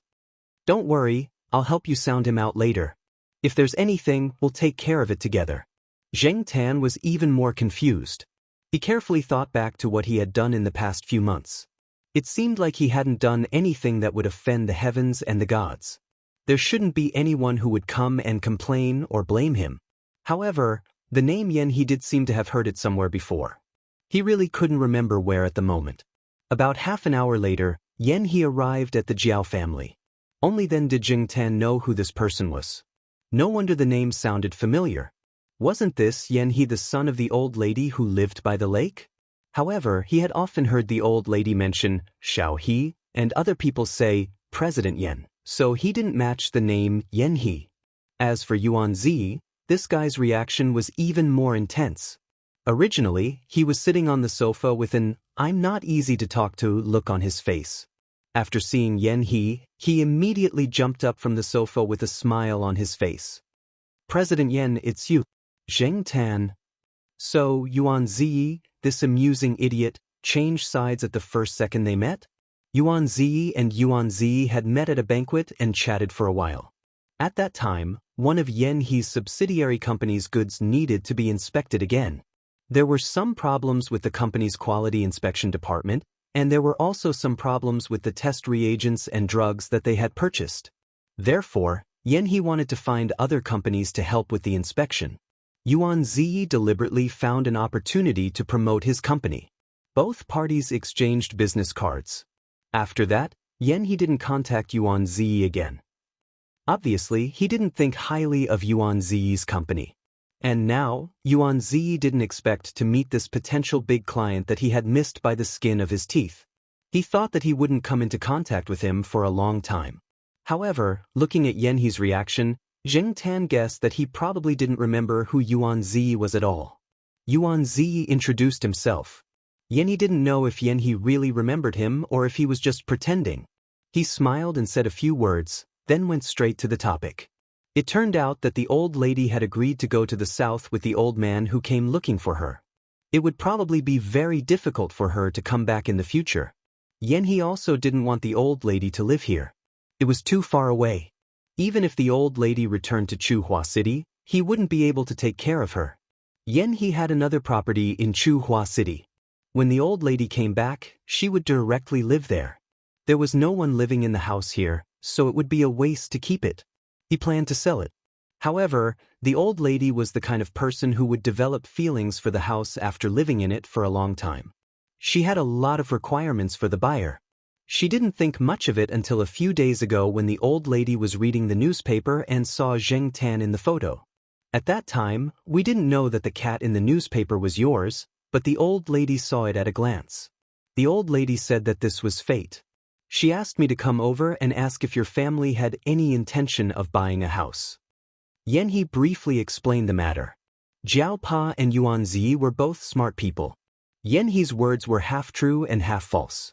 Who would believe that the house couldn't be sold? Who didn't have a few friends or relatives who liked the house?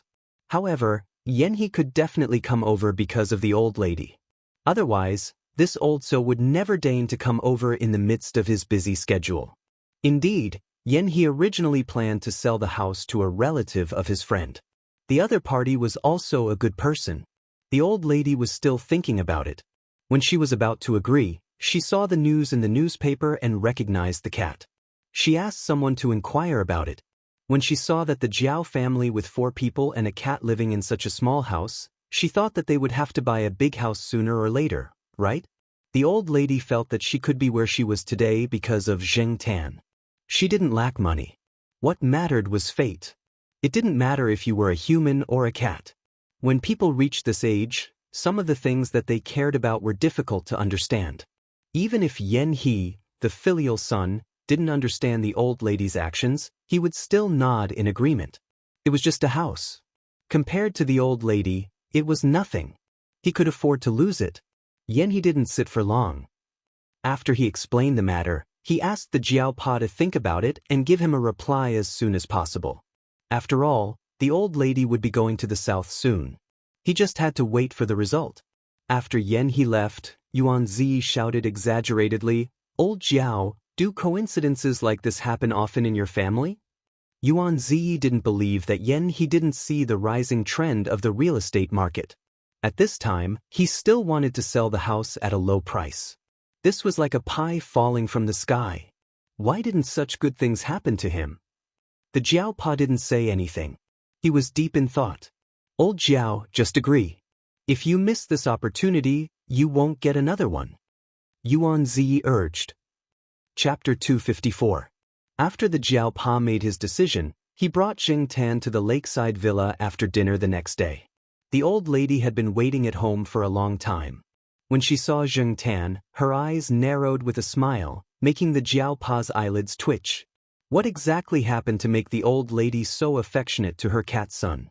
Her affectionate attitude was not like that of an ordinary pet. No matter how special a cat was, in the eyes of most people, it was just an animal. The old lady was obviously overly affectionate, which made the Jiaopa even more suspicious. What was she doing without the family knowing? When Yan He went over yesterday, he only mentioned a few things casually and did not go into detail. The Jiaopa was still suspicious. After all, it was hard to believe that someone could get such a bargain in this day and age, but it really happened. The Jiaopa had saved up some money in the past 2 years. He could buy a new 3-bedroom house, but he might not be able to afford the villa here. Moreover, the other party had lowered the price so low. Any normal person would be suspicious. The Jiaopa came over today to clarify the matter. Otherwise, he would not be at ease. No matter how big the bargain was, he would not make a move before he understood everything. After arriving at the villa, the Jiaopa became more and more uneasy. The car parked outside was expensive and had a Nanjing license plate. There were also servants and bodyguards in the house. Even though they were dressed in casual clothes, they obviously had the aura of bodyguards. The Jiaopa did not recognize them as relatives of the 2 old ladies. "Where is black charcoal? Come, I've prepared something for you to eat." The old lady called Zheng Tan over. The old lady was usually very polite, but she was too happy to see Zheng Tan today. Moreover, the old lady's life was really good recently. She was so happy that she directly put the Jiaopa behind her. It was the old man behind the old lady who called the Jiaopa over to sit. Zheng Tan looked at the old man's series of actions, as if he was the host. It seemed that the communication between the 2 old men was very smooth, and their relationship was developing quickly. The old lady realized that she had done something wrong and apologized. Before the Jiaopa could say, "It's okay," the old man waved his hand and said, "It's okay. He won't mind." "Jiaopa," the old lady looked at the old man reproachfully. This was too rude. While they were talking about the house, Zheng Tan had nothing to do. He just stayed at the side. The food and drinks were specially prepared by the old lady. It was not cat food. It seemed that she had done a background check on Zheng Tan. Jiaopa mainly wanted to know how Zheng Tan and old Madame Yang got to know each other. If he knew the process, he would be able to infer other things. Old Madame Fu slowly recounted the incident, and as she spoke, she was filled with emotions. The old man seemed to be unwilling to let the old lady talk about this. Thinking about it, the old lady's health was not very good at that time, and she was at a crossroads waiting to make a decision. If the surgery was not successful and the old lady did not make it, the old man's face turned pale when he thought of this. He only calmed down after the old lady patted his hand.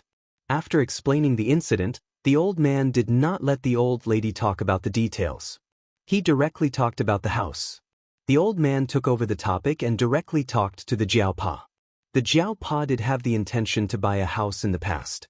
Now that the price of the house was rising, he wanted to buy a house early. Even if he did not live in it now, it would be good to buy a house as a backup. He did not expect to encounter such a good thing.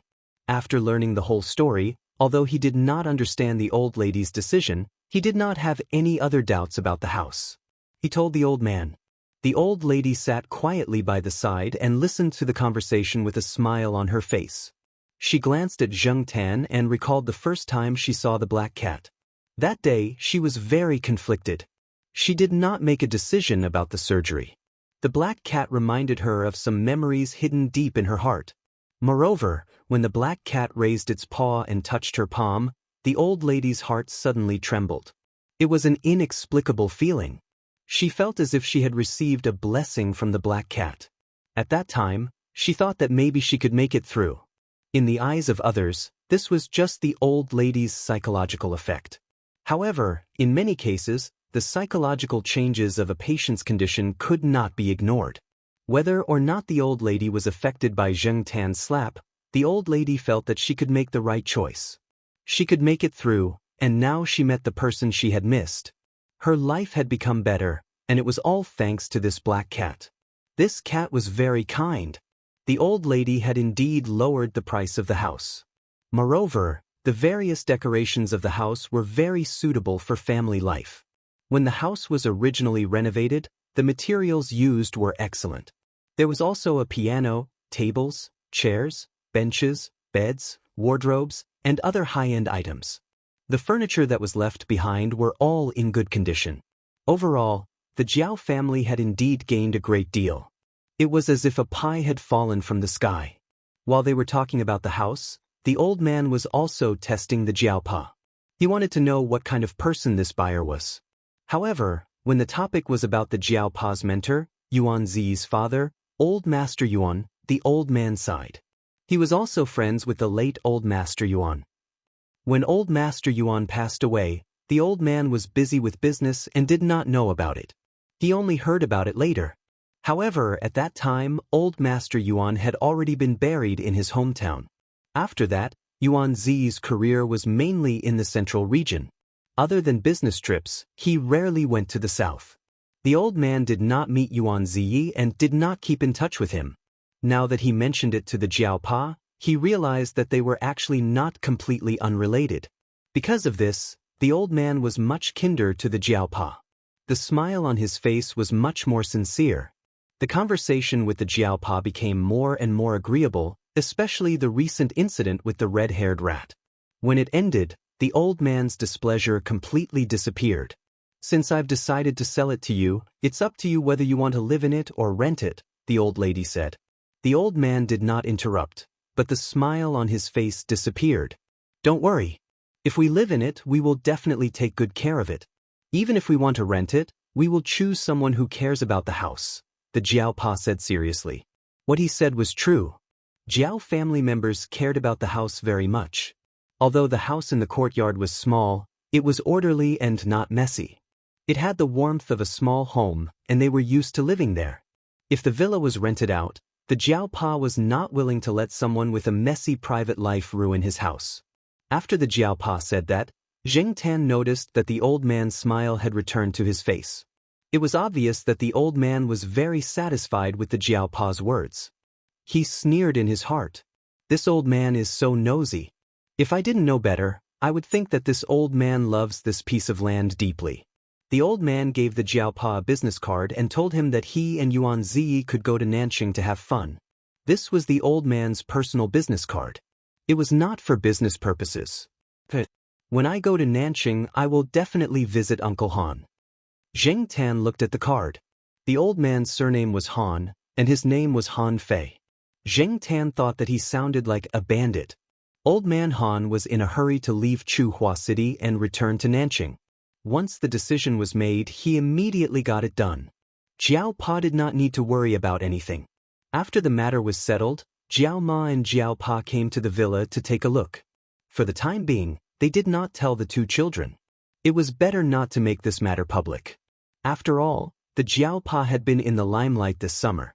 If this matter was spread out, those jealous people would definitely make a scene.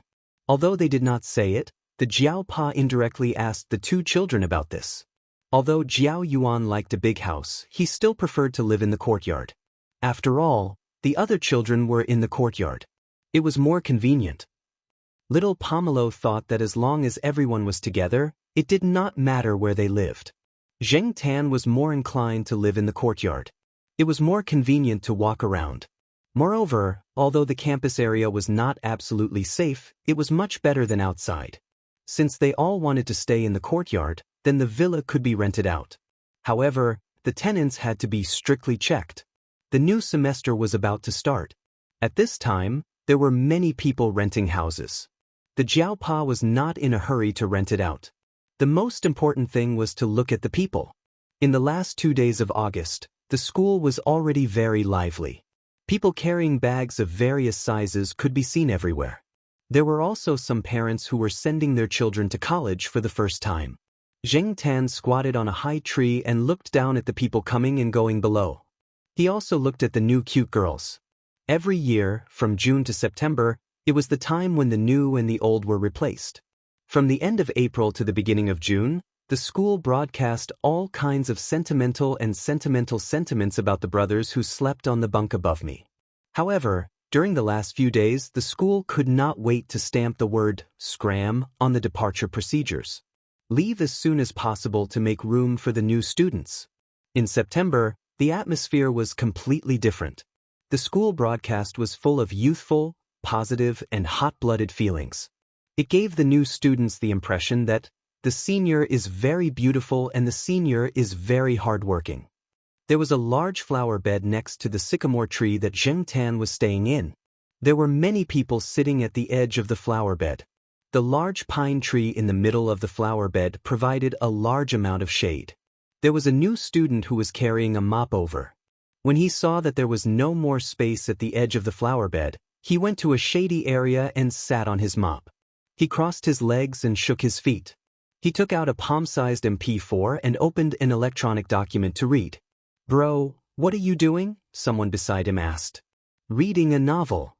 The person who was shaking his feet showed the MP4 in his hand to the other person and told him the plot of the novel with great interest. "Oh, I've heard of this. It's about farming monsters and leveling up. My cousin likes to read it, but I think it's quite ridiculous." The person beside him said with some disdain. He felt that this person's taste was too low. This time, the person did not agree. "What's wrong with farming monsters and leveling up? Are you discriminating against me or what? Haven't you been farming monsters and leveling up your whole life? Doing homework for various subjects, doing all kinds of exams, changing the map for junior high school exams, changing the map for the high school exams, and changing the map for the college entrance exams. During this period, you'll be farming monsters. Maybe you're talented, or maybe you're lucky. Farming monsters to level up to the level of a graduate student. Later on, you'll find out that university students are everywhere, and graduate students are as common as dogs. Isn't life just about farming monsters and leveling up?" The person swayed the flip-flops on his feet. He sat on his mop bag and continued to read the e-book on his MP4. He did not care about his words at all, nor did he feel that there was anything wrong with them. Not far behind him, the people in the graduate student reception area looked at him silently with subtle expressions. Chapter 255. The person holding the MP4 realized that the MP4 was almost out of battery, so he simply turned it off and planned to walk around again. Unexpectedly, when he raised his head to look around, he discovered something very interesting. His gaze also stopped at the parasol tree not far away. Zheng Tan was originally squatting there to look at the new students, but he suddenly found a gray magpie that was noisy and jumping around. It was annoying. Recently, there had been a lot of birds around the courtyard. Every time Zheng Tan was lying on the tree in the courtyard, he was often annoyed by these birds. It seemed that they knew that Zheng Tan wouldn't do anything to them and wouldn't scratch them like the other cats. General was in solitary confinement. Because there were too many people during the start of school, its owner was worried and simply locked it at home. Without General chasing them away, the surrounding birds became arrogant again. This place wasn't far from the courtyard, so the surrounding birds probably recognized Zheng Tan. When they saw Zheng Tan squatting there, they would occasionally provoke him.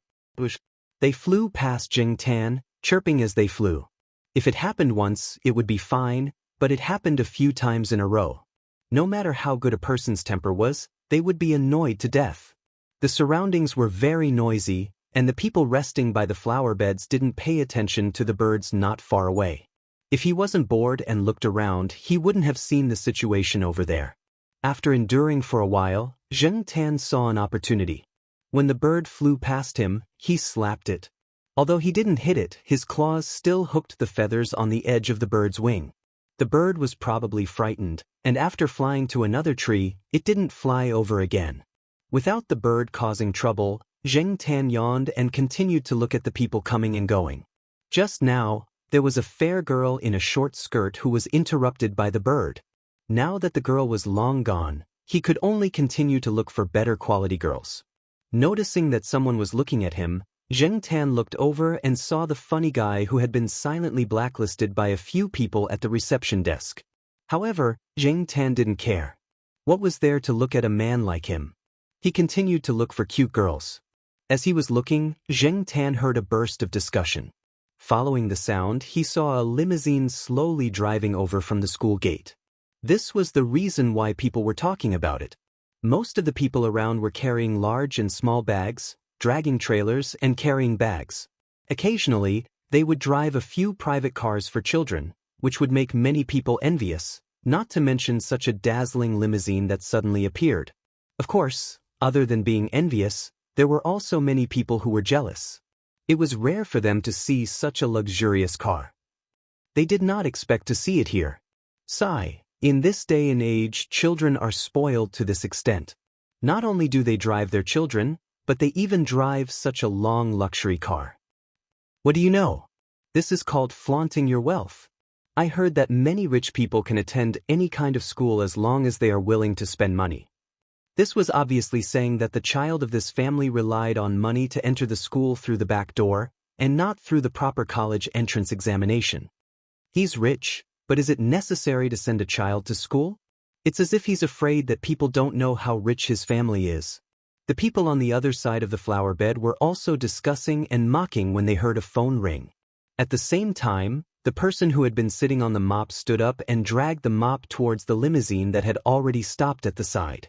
When the person approached the car door immediately opened.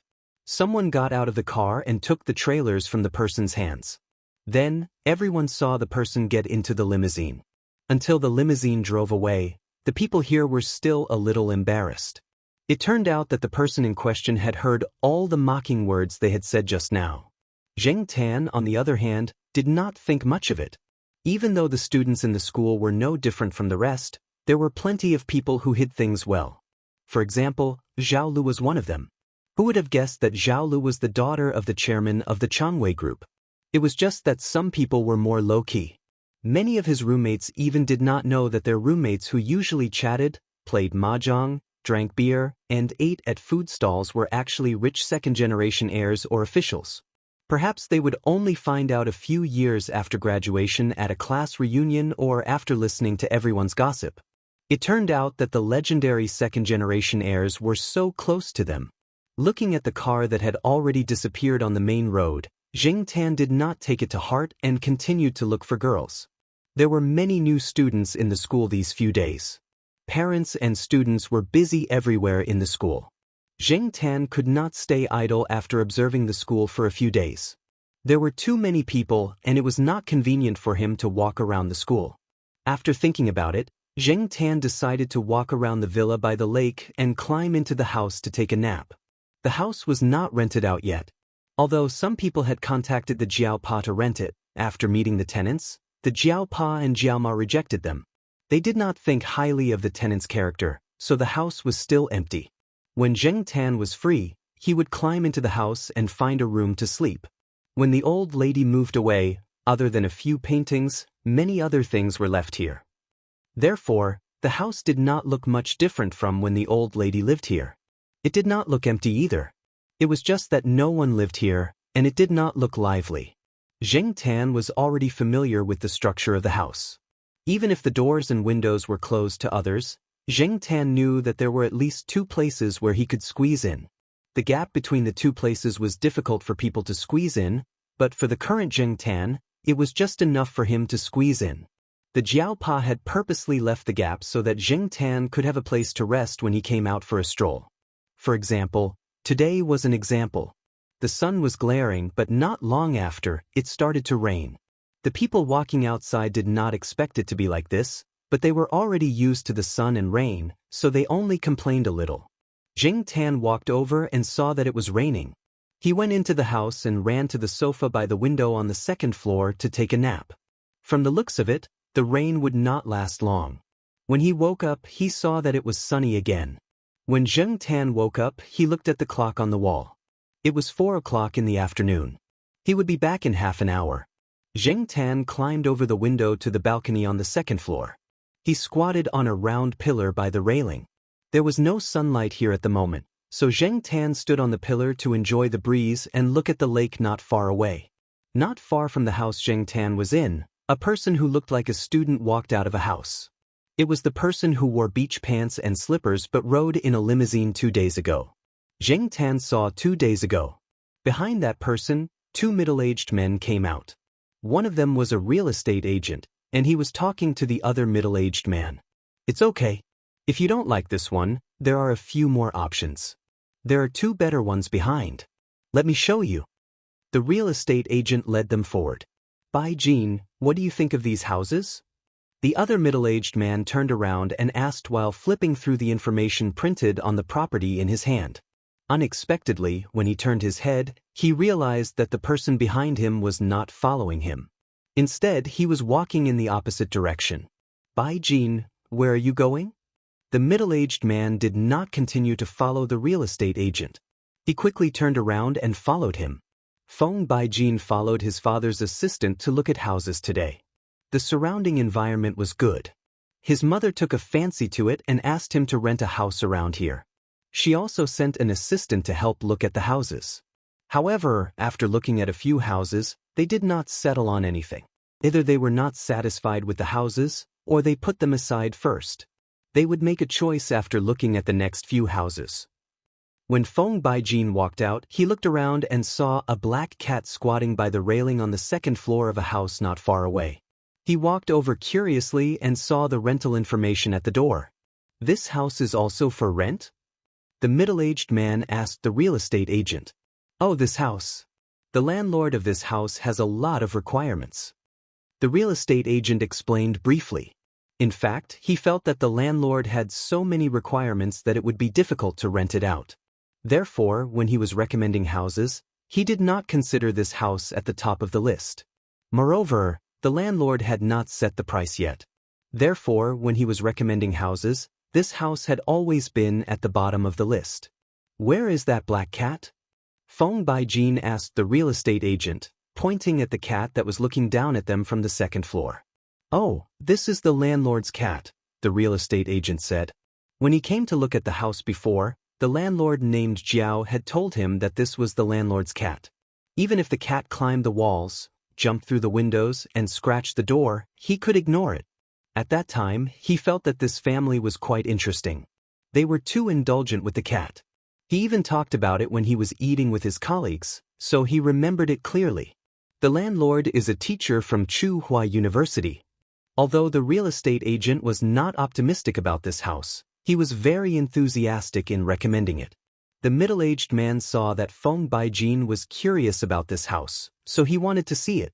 Unfortunately, the real estate agent did not have the key, so he called the Jiaopa. The Jiaopa had just finished a meeting, so he was free for the time being. After receiving the call, he drove over. Seeing Zheng Tan yawning on the balcony on the 2nd floor, the Jiaopa's eyelids twitched again. What did it have to do with this guy again? Father Jiao took Feng Baijin and the others to see the house and told them some of his requirements. Feng Baijin did not have any objections to these. He was not a crazy person, and his private life was still decent. He did not mess around. If he wanted to play, he would only play outside and never bring people to the house. After work, the Jiaoma hurried to cook for the 2 kids. Then she rode her scooter to the villa. She still had to check on the house. When the Jiaoma arrived, Feng Baijin's parents also drove over in the stretch limousine. They did not mainly develop their business in Chuhua City, but in the neighboring province. This time, they dragged a lot of things to the student dormitory, but they found that the dormitory was indeed very small. After looking around, the two parents were not satisfied. This was the first time their children were away from home, and the first time they were going to live on campus. Was it really good to live in such a small place? Therefore, Feng Baijin's mother set her sights on the residential area by the lake. Hearing that the children and the assistant were satisfied with the house, the two parents put down their work and came over. The furnishings in the house were all very high-end, and Feng Baijin's mother was more and more satisfied. Not bad, this house is very good. She could tell that the previous owner of this house was a person of status. How much is the rent? The rent for this house is at least 30,000 yuan a month, right? Feng Baijin's mother said as she admired the furnishings on the display cabinet. The Jiaoma was speechless. In fact, the Jiaoma was prepared to ask for 7,000 to 8,000 yuan. She felt that it was too high. She thought that if the person was really good, she would lower the price. She had asked her colleagues about the price before she gave it. She did not expect to hear the person in front of her say 30,000 yuan. This was not the capital, and the Jiaoma had never come into contact with such a high-class rental. She was stunned. The Jiaopa did not say anything. He just smiled and did not answer. Feng Baijin's mother took it as a silent agreement. Oh right, there's something else. The loft on the slope of this house is not for rent, the Jiaopa said. Why? Feng Baijin's mother was puzzled. Chapter 256. The attic was decorated like a simple living space, the kind that people could live in. The decoration was very nice. Obviously, the old lady didn't use this place as a place to store junk. There was a bed, a table, a bookshelf, and a small bathroom. It was said that this place was originally renovated for her grandson, but after her grandson went abroad, no one lived here anymore. At night, people could stay here and see the night sky through the window at the top of the slope. Therefore, when Feng Baijin and his mother heard the Jiaopa's words, their first thought was that the landlord was looking for an excuse. However, Feng Baijin's mother was very satisfied with this house. She didn't care about the size of the house or how luxurious the decoration was, but she cared about the taste of the house. Previously, she had seen a few rental materials provided by the real estate agent, but she wasn't interested in any of them. They had many similar houses in the neighboring province, and she was tired of looking at too many of them. This was the only one that satisfied her. Feng Baijin also felt that this place was good. It didn't have the cold atmosphere of a luxurious house, and it made people feel like they were at home. It was just an attic with a slope, and 2 floors were enough. Anyway, there weren't many people living here. His parents were going back to the neighboring province soon, and they wouldn't stay here for long. At most, they would leave a few people here to take care of him. After negotiating for a while, they were ready to sign the contract. The rent was set at 20,000 yuan. Feng Baijin's mother said that the rent should be 30,000 yuan. The 20,000 yuan price was proposed by the Jiaopa, and the 10,000 yuan price was lowered mainly because he hoped that someone would take care of Zheng Tan when he came to rest here. Feng Baijin didn't think it was troublesome. It was just a cat, and he only needed to provide food and water occasionally. Feng Baijin had to admit that he thought too simply of this matter. However, when he realized it, it was too late. He didn't know that there was a kind of trouble in this world called the landlord's cat. Father Jiao and Mother Jiao didn't need to say anything when they were talking about the price. Feng Baijin's mother even thought that 20,000 yuan was too cheap. She specially mentioned the few ornaments in the house and told Father Jiao not to remove them. They must be placed inside. When they returned home in the evening, Mama Jiao was still saying that if the monthly rent was 20,000 yuan, the money to buy the house would be earned back in a few years. Now, Mama Jiao truly realized why Yuan Zi said that they bought the house at such a low price, a pie in the sky. After the freshmen started school, Zheng Tan went to the villa a few times. Feng Baijin had already moved in for a few days. Other than him, there was also a couple in their 50s who were in charge of taking care of Feng Baijin. Zheng Tan heard the housekeeper call Feng Baijin, Young Master Baijin. Feng Baijin was annoyed by this title, but the housekeeper said that it was always like that on TV. Rich people nowadays were all like that. No matter how many times Feng Baijin said it, the housekeeper wouldn't change it. The auntie seemed to be very capable. She took care of the villa very well. She swept the floor, cooked, washed the clothes, and even took care of the plants in the backyard. Feng Baijin didn't really like the term young master. When his family rose, he was only in primary school. After primary school, Feng Baijin's life changed drastically as he became rich. When his classmates treasured the recorder, he was already carrying an ultra-thin imported Walkman. When everyone was still showing off their Walkman, he was already carrying an MP3 player that cost a few thousand RMB. However, Feng Baijin wasn't that particular. For example, at this moment, he was wearing beach pants and flip-flops. With this guy's temperament, he could wear a few hundred RMB flip-flops that cost a few RMB to make them look like cheap goods from a street stall. Feng Baijin's mother tried her best to change Feng Baijin's taste and temperament. Unfortunately, no matter how hard she tried, she couldn't change it. She could only infiltrate through some details in Feng Baijin's life. A typical example was the rental incident. The main reason why they could tolerate the attic being occupied by a cat was because of the house. Even though Feng Baijin's parents wanted to change their son's unsophisticated temperament, they didn't succeed. Feng Baijin was their only child. They couldn't bear to be too harsh on him. In the past, they would occasionally say a few words, but now, they didn't say much. Many people said that Feng Baijin was very vulgar. From his taste to his pursuits, they were all vulgar. What was the point of chasing after girls in school? He should go and chase after celebrities. However, Feng Baijin didn't care about his vulgarity. He always said that it wasn't vulgar, but down to earth. Humans were still alive. They had accumulated good karma in their previous life. In this life, they were reincarnated to enjoy life, not to suffer. They should live as they should. What made Zheng Tan satisfied was that when he went to the attic, he found that the attic had been cleaned. Even though the attic was only prepared for Zheng Tan's cat, the auntie often went there to clean it. She didn't touch the furnishings in the house, and there was nothing missing. However, Zheng Tan didn't go there often. During this time, he sometimes went out at night. Today, he suddenly decided to go to the old building area to have a look.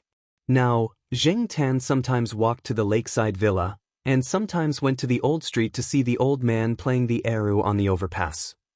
Thinking about it carefully, he hadn't been to the old building area for a long time. Part of the old building area had been demolished, and part of it was waiting to be demolished. However, there were a lot fewer people. It was estimated that only the last group of people were still there, but they wouldn't stay for long. Zheng Tan came to the place that hadn't been demolished yet. He hadn't been there before. He jumped on the wall that was already somewhat incomplete, and then climbed to an empty building. Zheng Tan looked at the part that had been demolished. There, he used to teach the cat abuser a lesson with a beer bottle. In the past, Li Yuanba also walked there with peanut candy. In the blink of an eye, 2 years had passed, and this area was almost completely demolished. After the demolition, in less than 2 years, modern high-rise buildings would appear here. The old building area only existed in those old photos. The only people who would remember this place were those who used to live here and had deep feelings for this old building. Sometimes, the city's construction was so fast that one's memory couldn't keep up. One needed to stop and think about it to remember what it used to be like. There was a street lamp where Zheng Tan was standing now. It seemed that the people who hadn't moved here had pulled the line themselves. He really needed to pay more attention to this road, or he would trip over it. Just as he was reminiscing about the old residential area, Zheng Tan suddenly heard a commotion. He came down from a high place and walked in the direction of the sound. He walked over the incomplete wall. Not far from the street lamp, a kitten was fluttering with small insects. It looked like it was less than a month old. It was thin and small, and when it walked quickly, it staggered a few times. It couldn't even run steadily. It pounced once and rolled twice, but it was still playing happily and didn't notice the other movements around it. After the kitten fluttered for a while, its claws hooked on a snakeskin bag. The bag was pressed down by several heavy bricks, and the kitten's claws hooked on the surface of the bag. The kitten's control of its claws was not very flexible. After hooking it, it couldn't break free. It hung there, twisting left and right, and it was useless to pull its claws. He didn't know whether to say that the quality of the snakeskin bag was too good, or that the kitten was too weak. In short, Xianxia looked at its stupid appearance and felt anxious for it. After squatting on the wall and watching for a while, Xianxia jumped down from the wall and walked over to the kitten. At this time, the kitten realized that a strange cat was approaching. It looked at Xianxia with some vigilance. Its claws hooked on the snakeskin bag struggled harder, but it still couldn't break free. The kitten anxiously called out a few times. Xianxia felt that the sound was a little strange. It was different from the sounds of the kittens in the pet center, and it was also a little different from the sounds of the big and small kittens. It was probably the difference in the species that caused the difference in the sound. Xianxia didn't think much about it. However, when Xianxia got closer and sniffed, he found that the smell of the kitten was a little familiar. While thinking about who the smell belonged to, he helped the kitten's claws to break free from the snakeskin bag. After regaining its freedom, the kitten ran a few steps away from Xianxia, but it stopped. It looked back at Xianxia, called out, and then slowly walked toward Xianxia. Xianxia wasn't in a hurry to leave. He simply squatted there and thought about who the smell belonged to. While Xianxia was thinking, the kitten came to Xianxia's side and tentatively raised its claws to touch Xianxia's arm a few times. It probably felt that Xianxia wasn't a threat, so it became bolder and moved around Xianxia. Just when Xianxia remembered who the smell of the kitten belonged to, his ears twitched. He stood up and looked forward. Not far from the corner in front of him, a cat that was a size bigger than Xianxia walked out. It flattened its ears and looked at Xianxia, its throat making a warning sound. Although it was very afraid of Xianxia, it still walked toward Xianxia step by step. As it walked, it bared its teeth and growled. After this cat appeared, the kitten that was originally fluttering around Xianxia ran over there. It ran and called out as if it was acting spoiled. Xianxia looked at the cat not far from him and sighed in his heart. This cat was getting worse and worse each time. At this moment, the cat that was baring its teeth at Xianxia was the big leopard cat that had met Xianxia twice and lost to him twice. Most of the females in the cat family were quite ferocious, not to mention the tigers and leopards that lived alone. In the pride of lions, most of the time, the female lions were responsible for hunting. For example, among the ordinary cats, Li Yuanba and Black Rice were also very ferocious. Most of the time, Xianxia would not treat the other party as a gentleman just because they were female, because they could beat you up until you could not take care of yourself in the next moment. Take this leopard cat for example. If Xianxia had given in, it would have been dead long ago. The animal world was simple and crude. The weak were prey to the strong, and there was no such thing as a gentleman. Because of this, Xianxia always ignored the gender of cats and dogs when he met them. As for this big leopard cat, if he hadn't seen this kitten, Xianxia wouldn't have remembered that this guy was actually a female. In the past, anyone who saw this ferocious look would think that it was not to be trifled with. Speaking of ferocious look, Xianxia looked at this big leopard cat carefully. The reason why he sighed that the cat was getting worse and worse each time he saw it was because this big leopard cat no longer had the arrogant look that it used to have. It also didn't have the look that made people want to buy it at a high price. There were a few scars on its body, which ruined its overall beauty. One of its ears had an obvious gap, and its legs seemed to have some problems. Although it wasn't obvious when it walked slowly, Xianxia could still see it. While Xianxia was observing the big leopard cat, the big cat was also wary of Xianxia. The kitten that had run next to the big cat turned around and ran toward Xianxia. It was running happily and didn't notice the strange atmosphere at all. Chapter 257. Xianxia wasn't interested in the skinny and small kitten running towards him with its tail raised. Although he was curious about how the leopard cat ended up like this, he was only curious for a moment. Everyone had their own fate, and every cat had their own life. Xianxia lifted her foot to push away the kitten that was bouncing over. Just as she was about to leave, Xianxia heard a child's voice. Big Flower, where are you?" Big Flower? Xianxia, who had already turned around, looked back at the leopard cat whose ears were twitching and who was no longer as nervous as before. Was Big Flower calling for it? Hearing the footsteps getting closer and closer, Xianxia quickly left, but stopped at the corner. He jumped onto the bumpy red brick wall and looked back. A 7 or 8-year-old child ran over, and behind him was an old man with a flashlight. After seeing the leopard cat, the child was obviously relieved. Then, he ran over and picked up the kitten.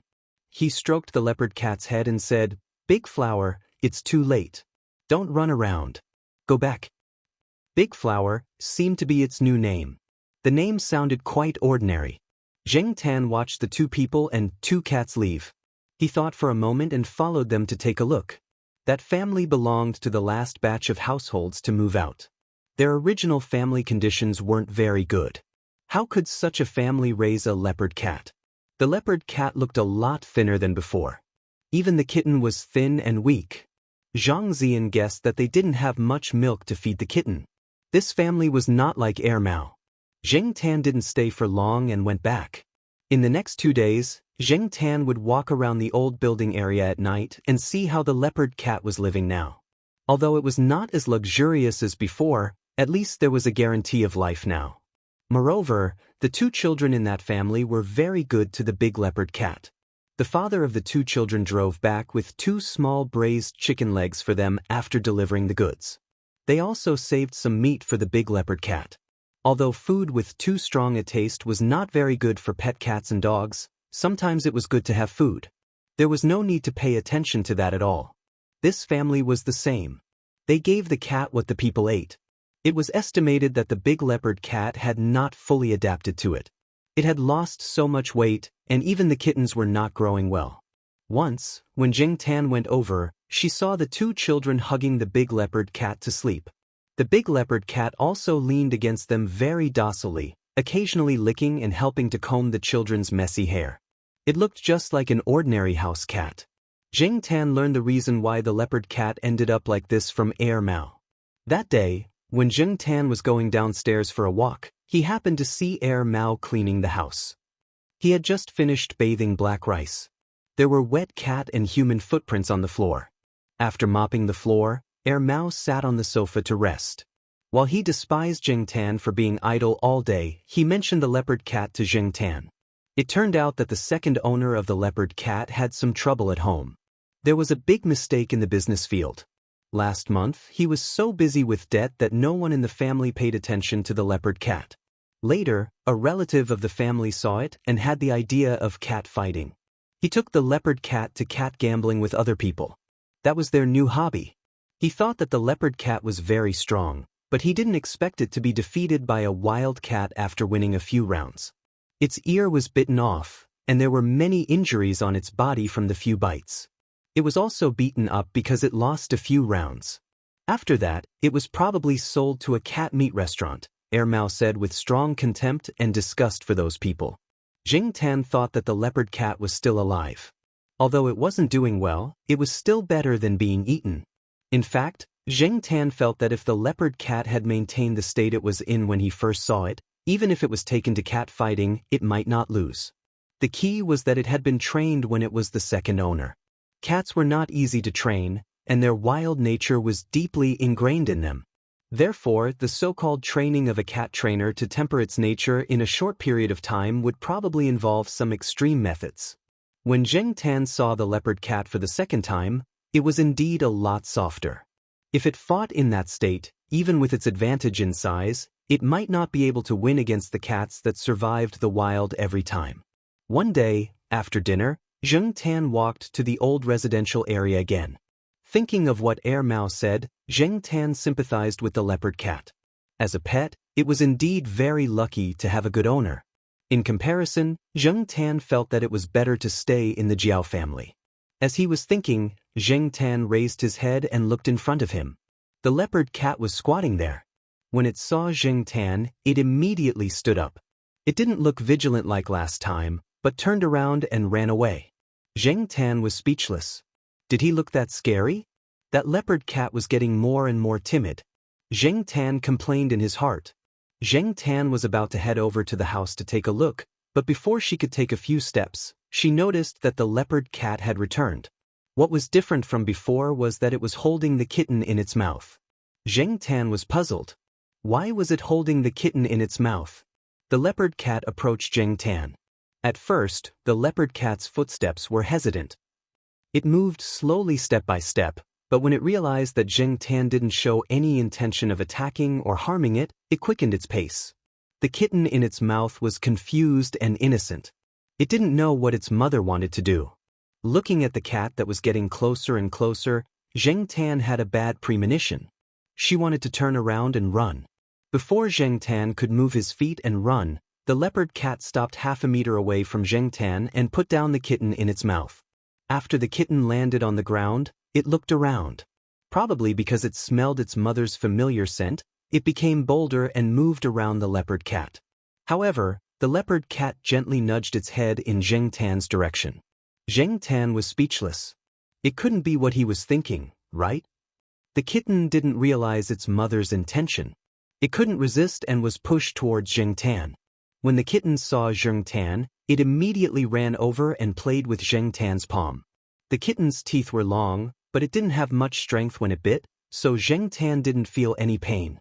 Xianxia looked at the kitten that was fluttering around her hand. When she looked at the leopard cat again, she realized that the leopard cat had already walked back. "Hey, you forgot to bring your son." Xianxia saw that the leopard cat was walking faster and faster. When it walked faster, he saw that there was something wrong with its hind legs. It lost its balance and looked a little limp when it ran. That wasn't the point. The point was that the big cat ran away after it brought the kitten over. Xianxia pushed the kitten back. The kitten thought that Xianxia was playing with it, so it struggled even harder. When it looked back and saw that its mother was running further and further away, the kitten meowed a few times and chased after her. Unfortunately, its small arms and legs were still developing slowly, so it rolled after a few steps. When the kitten meowed, the big cat stopped and looked back. Then, it turned around and continued running. The kitten couldn't keep up with its speed. Soon, the kitten realized that its mother was gone. It was tired of chasing, so it sat on the ground and looked at the dark alley in the distance. It meowed softly. Xianxia now understood that the big cat wanted him to help take care of its child. He wouldn't do something like taking care of someone else's child. Even its mother didn't care about it, so why should he care? Xianxia turned around and was about to leave. The kitten finally remembered that there was another cat here. It looked in Xianxia's direction, then got up and chased after it. It ran 2 steps and rolled, then got up and ran again. Unfortunately, a kitten was a kitten. How could it be faster than a big cat? Not to mention Xianxia, who disappeared in a few seconds. Xianxia ran to the fork and heard the kittens meowing. He stopped and squatted there to think. Then, he tiptoed back to the corner and carefully poked his head out to look at the alley that was full of bricks and debris. The kitten didn't meow loudly. It was squatting there in confusion, not knowing what to do. It meowed softly. Xianxia retracted his neck, thought for a while, then poked his head out to look in that direction. After hesitating for a while, he lifted his foot and kicked a small stone next to him. The stone was kicked out, and the sound of it rolling attracted the kitten's attention. It also saw Xianxia at the corner. Under the dim light of the only street lamp in the alley, the furry ball walked toward Xianxia. Pitter-patter, pitter-patter. The raindrops fell and hit some glass bottles and metal plates, making a sound. Xianxia looked at the sky and cursed in his heart. *CK the weather forecast. What happened to the sunny week? What happened to the good weather for going out? Can't you let me take a walk happily? The raindrops fell more and more rapidly. Looking at the kitten rolling every 2 steps, Xianxia quickly walked a few steps and picked it up. He stood up and ran into the dark alley with no light. Anyway, there was basically no one around. Even if there was someone, they wouldn't see him. At this time, there should be a lot of people at Tsinghua University. It wasn't good for him to run over like this. Xianxia thought for a while, then turned and ran towards the villa by the lake. Anyway, it wasn't far from there. More importantly, there weren't many people there at the moment. Xianxia purposely found an inconspicuous path and a place with more cover. When he walked near the villa, Xianxia jumped over a bush. When he landed, he slipped and almost fell. Xianxia simply stopped to catch his breath.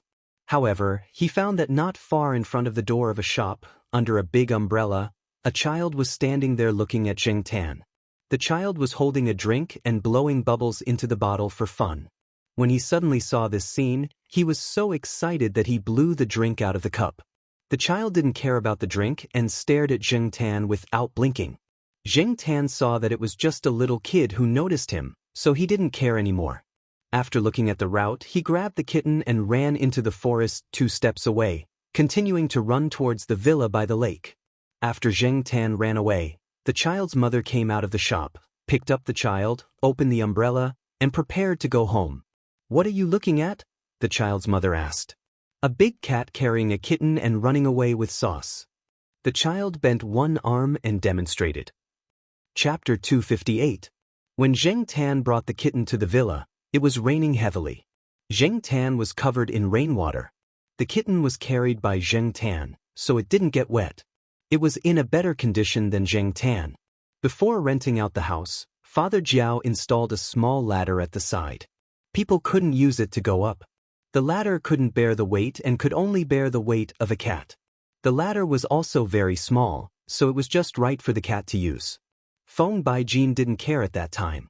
He even felt that this family was really good to the cat. Xianxia didn't usually use the small ladder. He could find a place to climb up the attic.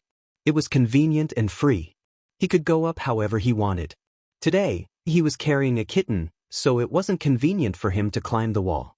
So he climbed up the ladder. Opening a window in the attic, Xianxia climbed in and closed the window to block the rain and wind outside. He turned on a table lamp next to the window. In fact, it didn't matter if he didn't turn on the light. Xianxia could adapt to the dark environment here. Turning on the light next to the window was just to tell the people downstairs that the one moving in the attic was Xianxia and not some other thief. Xianxia remembered that there were many things in the cabinet in the attic that the old lady didn't take away, such as towels. The towels hadn't been used for a long time, but they were very clean. Xianxia took one out and wrapped it around the kitten, so it wouldn't catch a cold. Although the temperature wasn't low, the kitten was still fragile and easy to get sick. The wooden floor in the attic was very clean. Xianxia directly put a few towels on the floor and put the kitten there. The kitten kept meowing. Xianxia didn't know if it was hungry or wanted to express something else.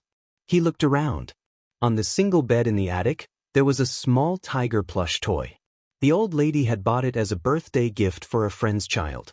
Later, for some reason, she changed it to another gift. The tiger plush toy had been left here. When the old lady moved away, she didn't take it with her. To the old lady, this toy didn't have any special meaning. Xianxia used it as a pillow to sleep when he came here. Xianxia took down the plush toy that was almost as big as him and put it next to the kitten. Maybe cats were very close to soft plush things. The kitten went over and touched it with its paws. The kitten's attention was diverted, and it stopped meowing. Xianxia stayed at the side and wiped her feet with a towel. Along the way, her feet were also covered in mud, and there were muddy footprints on the floor. However, the auntie downstairs would come up to clean the house tomorrow. Father Jiao had offered to pay a cleaning fee every month, but the auntie refused. In fact, the two auntie and uncle's salaries from Feng Baijin's parents were much higher than those of white-collar workers, so they didn't care about the cleaning fee. When the Jiaopa rented the house, he said that Xianxia had stayed here for a long time, so he was very familiar with the place. He knew how to open the cabinets and windows. This was to warn Feng Baijin and the others in advance, so that they wouldn't be scared when they saw Xianxia turn on the lights and cabinets. Feng Baijin stood at the stairs leading to the attic. Just now, when he came out to pee, he suddenly heard a kitten meowing. He went out to take a look. The lights by the window in the attic were turned on, which meant that the landlord's cat was in the attic. However, the cat usually climbed through the window to sleep. He had never heard of a kitten. Although he didn't hear the kitten meowing anymore, Feng Baijin was still curious. He quietly walked up the stairs to the attic room's door and leaned against the door to eavesdrop. He heard another kitten meowing. This time, Feng Baijin was sure that there was a kitten inside. That was definitely not the meowing of an adult cat. After thinking about it, Feng Baijin thought of a possibility. The landlord's cat had given birth to a kitten. But then he thought about it. Every day, Aunt Li went upstairs to clean, but she didn't see the kitten. Was it just born today? How could a newborn kitten meow like that? That didn't seem right. It didn't sound like a newborn kitten either. Could it be that the landlord's cat had given birth a long time ago and was just hiding the kitten? Could it be that the landlord actually knew about it but didn't say it out loud? Was that why he didn't rent the attic? Feng Baijin's imagination was running wild. He didn't know how far his thoughts had extended. Zheng Tan didn't know that he had been accused of many things. At this time, he was thinking about how to deal with the kitten. Compared to Amy, the kitten was too weak. He didn't even know if it could survive. Anyway, Zheng Tan didn't think that he had the ability to raise a kitten. The leopard cat really gave him a difficult problem. Since the leopard cat had brought the kitten out, it must have its reasons. Zheng Tan didn't send it back. Should he leave it here and let Feng Baijin take care of it? Zheng Tan didn't know much about tenants, so he couldn't make a decision. In his heart, he didn't want to bring the kitten back to the Jiao family. He was enough for the Jiao family. However, if there was no other choice, Zheng Tan could only bring the kitten back to the Jiao family. Zheng Tan really wanted to slap himself. He was so kind. As he was thinking, Zheng Tan heard the sound of knocking on the door. The door creaked open. The attic's door was never locked. It was convenient for the aunt downstairs to come up and clean. Driven by curiosity, Feng Baijin twisted the door lock and opened the door to look inside. The attic's room was dark for Feng Baijin. Fortunately, the room wasn't big. With the help of the light next to the window, Feng Baijin saw the black cat, playing with a towel, and the lump on the floor. After looking carefully, Feng Baijin found the kitten in the lump. There was no other way. The tiger toy blocked the light. After seeing clearly, Feng Baijin paused, then immediately turned and went downstairs. "Aunt Li, there's a cat upstairs." "I know. It's the landlord's cat." Aunt Li was watching TV on the first floor. "No, it's a small one. A very small one. What's wrong? Did the landlord's cat give birth on the roof?" The uncle also came up and asked. "It must be." Aunt Li immediately stood up and was about to go upstairs to take a look. "I heard that female cats like to move after giving birth. No wonder I couldn't find it usually. It probably moved back because of the rain." The three people thought that they had found the truth and ran upstairs. At first, Aunt Li was afraid that the female cat would protect the kitten. After seeing that Zheng Tan didn't react at all, she went up to take a look. Oh, what a sin. Such a small kitten is so thin. Big cats are so irresponsible, Aunt Li said and looked at Zheng Tan with dissatisfaction. Zheng Tan was speechless. What kind of look was that? Was she accusing him? It was none of his business that he was thin. The three people were still talking about the kitten. The more Zheng Tan listened, the more he felt that something was wrong. After knowing that he had been given birth, Zheng Tan went crazy. Damn, that's not my seed. And it's definitely not my child. I'm a man. A man. Unfortunately, the three people couldn't hear Zheng Tan's grievance of being trampled on by the alpaca. Although the kitten wasn't afraid of people, it was still very repulsed by unfamiliar creatures. It kept crying and struggling when it was picked up, but probably because it had been tossed around for a long time and was hungry, it didn't have much strength. It has grown so many teeth. It's been more than a month. How did you take care of it? It's so thin. I'm going to make a bowl of egg soup. Aunt Li ran out as she spoke. There were many people who lived around here who hired nannies, so Aunt Li had met some people when she went out to buy groceries or take a walk. She knew a lot of things. 2 days ago, she heard a nanny complain about helping the owner take care of a kitten. Aunt Li didn't pay much attention at that time. She only remembered part of the content. The kitten's food had to be not cold, not hot, not hard, and not dry. She remembered that the nanny seemed to have said that she was going to make egg soup, but she didn't know if the kitten would eat it. Anyway, it was good to try. It was just an egg. Look at how thin the kitten was, alas. Soon, Aunt Li came up with a bowl of egg soup. She first dipped some on the kitten's nose, and the kitten licked it off. Because it smelled the fragrance of the food, it was much more energetic. Looks like it's still food. Aunt Li was satisfied. She picked up a spoonful of egg soup and tested the temperature. Then she brought it to the kitten's mouth. The kitten didn't struggle now. It lowered its head and licked the egg soup in the spoon. Looking at the three people surrounding the kitten, Zheng Tan felt that these tenants were actually not bad. It was good to let them take care of the kitten. It would save him a lot of trouble. After one thing was solved, Zheng Tan looked out of the window. It was no longer raining, so it was time to go back. So, Zheng Tan opened the window and jumped out. When Zheng Tan went down from the attic, he heard the nanny in the attic scolding, "What's the mother doing? The kitten is still here, but she just ran away." Zheng Tan was so angry that he almost fell out of the attic window. Damn, I'm so wronged. The next day, when Zheng Tan went to the lakeside villa, Aunt Li wasn't there.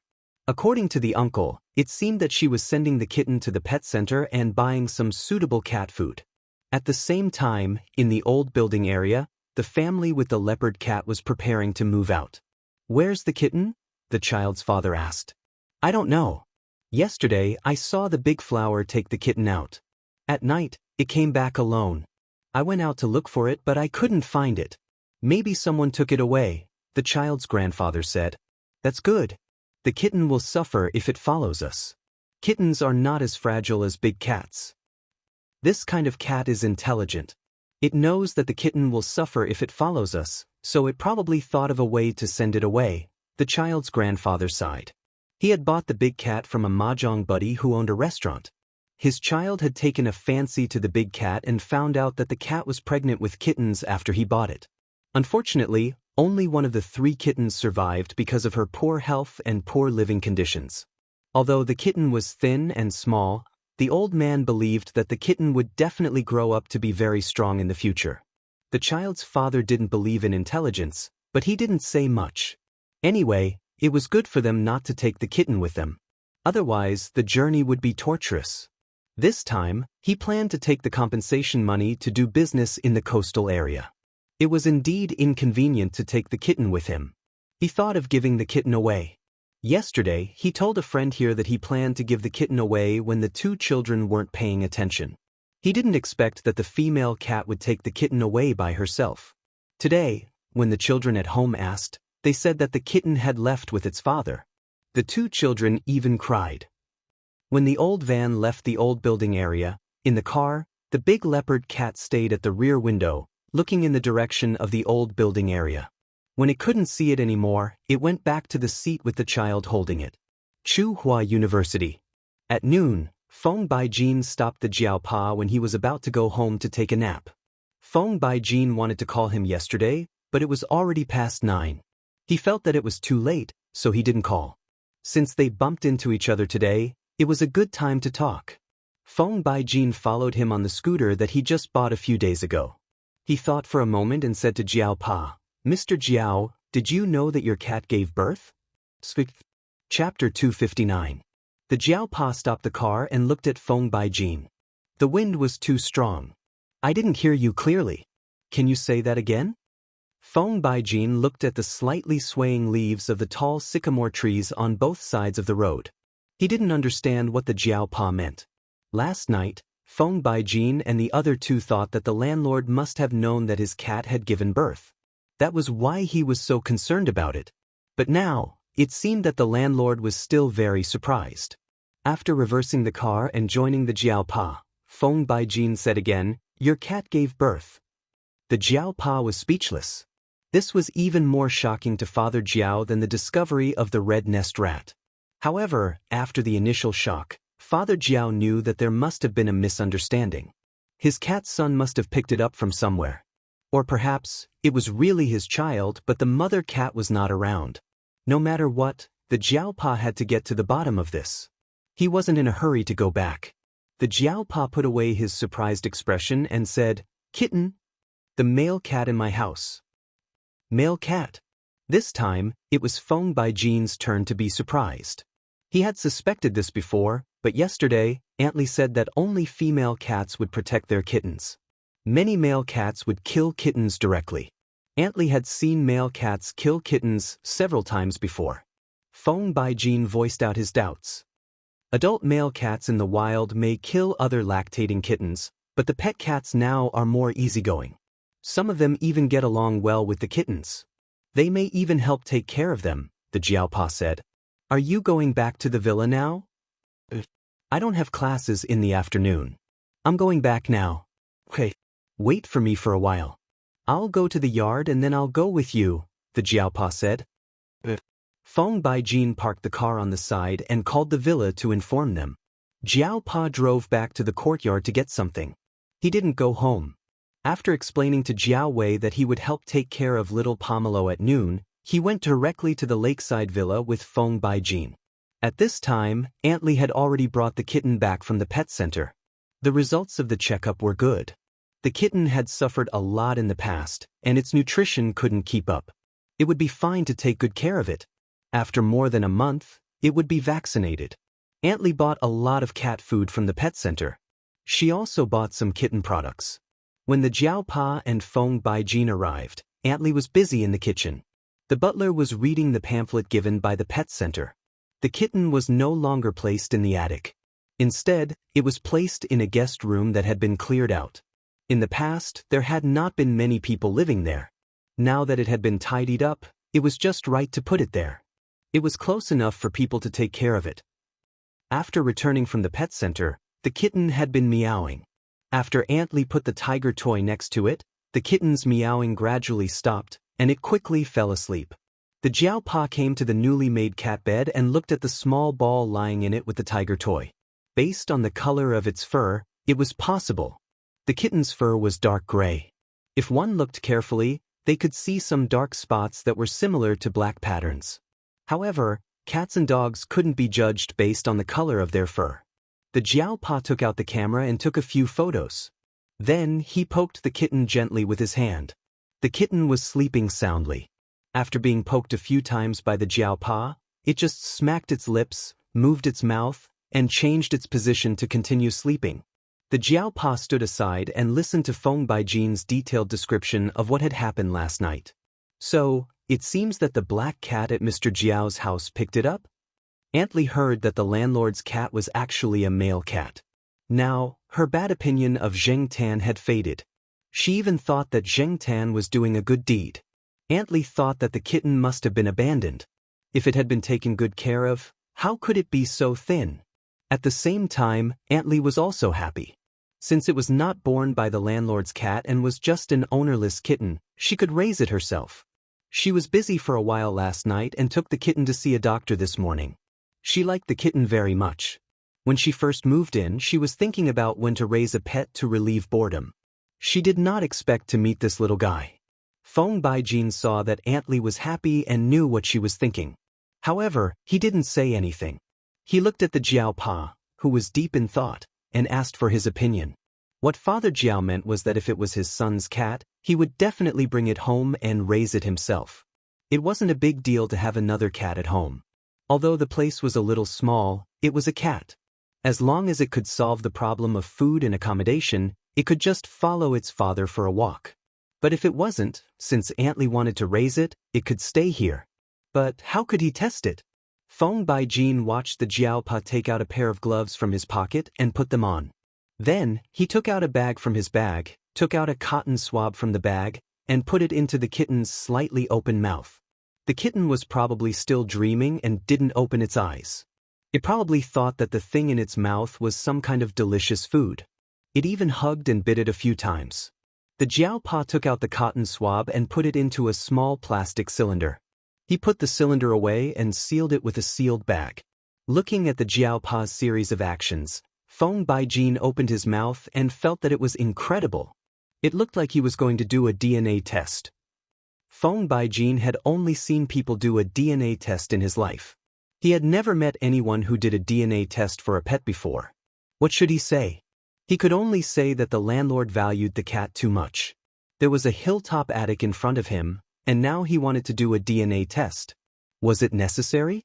Feng Baijin didn't understand. Although he didn't think it was necessary, Feng Baijin was curious and still cooperated. After the test, he forced the Jiaopa to have lunch and talked about the cat. The Jiaopa didn't say much about Zheng Tan, and Feng Baijin didn't ask any more questions. When the Jiaopa left, Feng Baijin asked the Jiaopa to let them know after he came to a conclusion. After leaving the villa, the Jiaopa went back to the courtyard and didn't see Zheng Tan. At this time, Zheng Tan had already sent little Pomelo to school. He would probably go out for a walk later, so the Jiaopa went back to the courtyard. In the office, the Jiaopa called Yuanzi. A DNA test. Or for your cat. Yuanzi was surprised. Do you want to do a blood type test or a DNA test? Yuanzi was surprised, not because he thought the Jiaopa's request was ridiculous, but because he was surprised. In fact, Yuanzi knew people who did similar tests for pets, but those tests were for high-end species, such as the Tibetan Mastiff, which was expensive and had a high bloodline requirement. Some horse racers also did pedigree tests for horses. The people in charge of these tests had a lot of work, such as DNA tests for pets' relationships, identification of individuals' identities, DNA genealogies for certain high-end species, DNA evidence collection, and pedigree tests. However, Yuanzi had only heard of animals like dogs and horses. As for cats, this was the first time Yuanzi came across one. Chuhua City didn't seem to have seen a similar testing company or department. It wasn't that there was a technical problem, but mainly because from a businessman's point of view, there was no market demand for this. Otherwise, Yuanzi would have opened up this field a long time ago. Relatively speaking, the human paternity test program already had a very fixed template. After a set of identification procedures, the cost was relatively low. But pets were different. For dogs, there were too many types of pet dogs.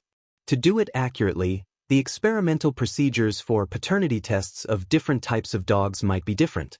The cost of designing a separate set of identification procedures was too high. It was estimated to cost tens of thousands of yuan, which was much higher than the value of most pets. Who would be willing to spend money on this? A few days ago, there was a famous dog owner who spent a lot of money to breed a good purebred offspring. In the end, he found out that the purebred offspring were a litter of mixed fur. He even filed a lawsuit. He even said that he wanted to do a DNA test for the purebred dogs. In the end, he found that the cost was too high, so he settled it privately in other ways. Do a DNA test first. I've already got the sample, the Jiaopa said. He knew that he could ask his cat's son, but it would be better to have sufficient theoretical evidence. Yuanzi paused, then suddenly said, I almost forgot. The genetic database you built yourself has the data of your Manekiniko. *CK. You've been prepared for this day, haven't you? The Jiaopa didn't answer, but said, send someone over to get the sample from me later. Yuanzi's company had several departments that were responsible for primer synthesis, sample sequencing, and some related experiments. These services were mainly targeted at various universities in Chuhua City, and each university had several people in charge of related services.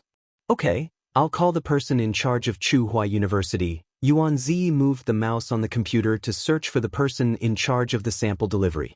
By the way, you've removed the word vice from your name. When are you coming out to have a drink? Let's solve this first. The Jiaopa wouldn't be happy if he didn't solve this problem. Okay, I'll let you know when I get the result. Don't worry, I'll arrange for a reliable technician to do the test for you.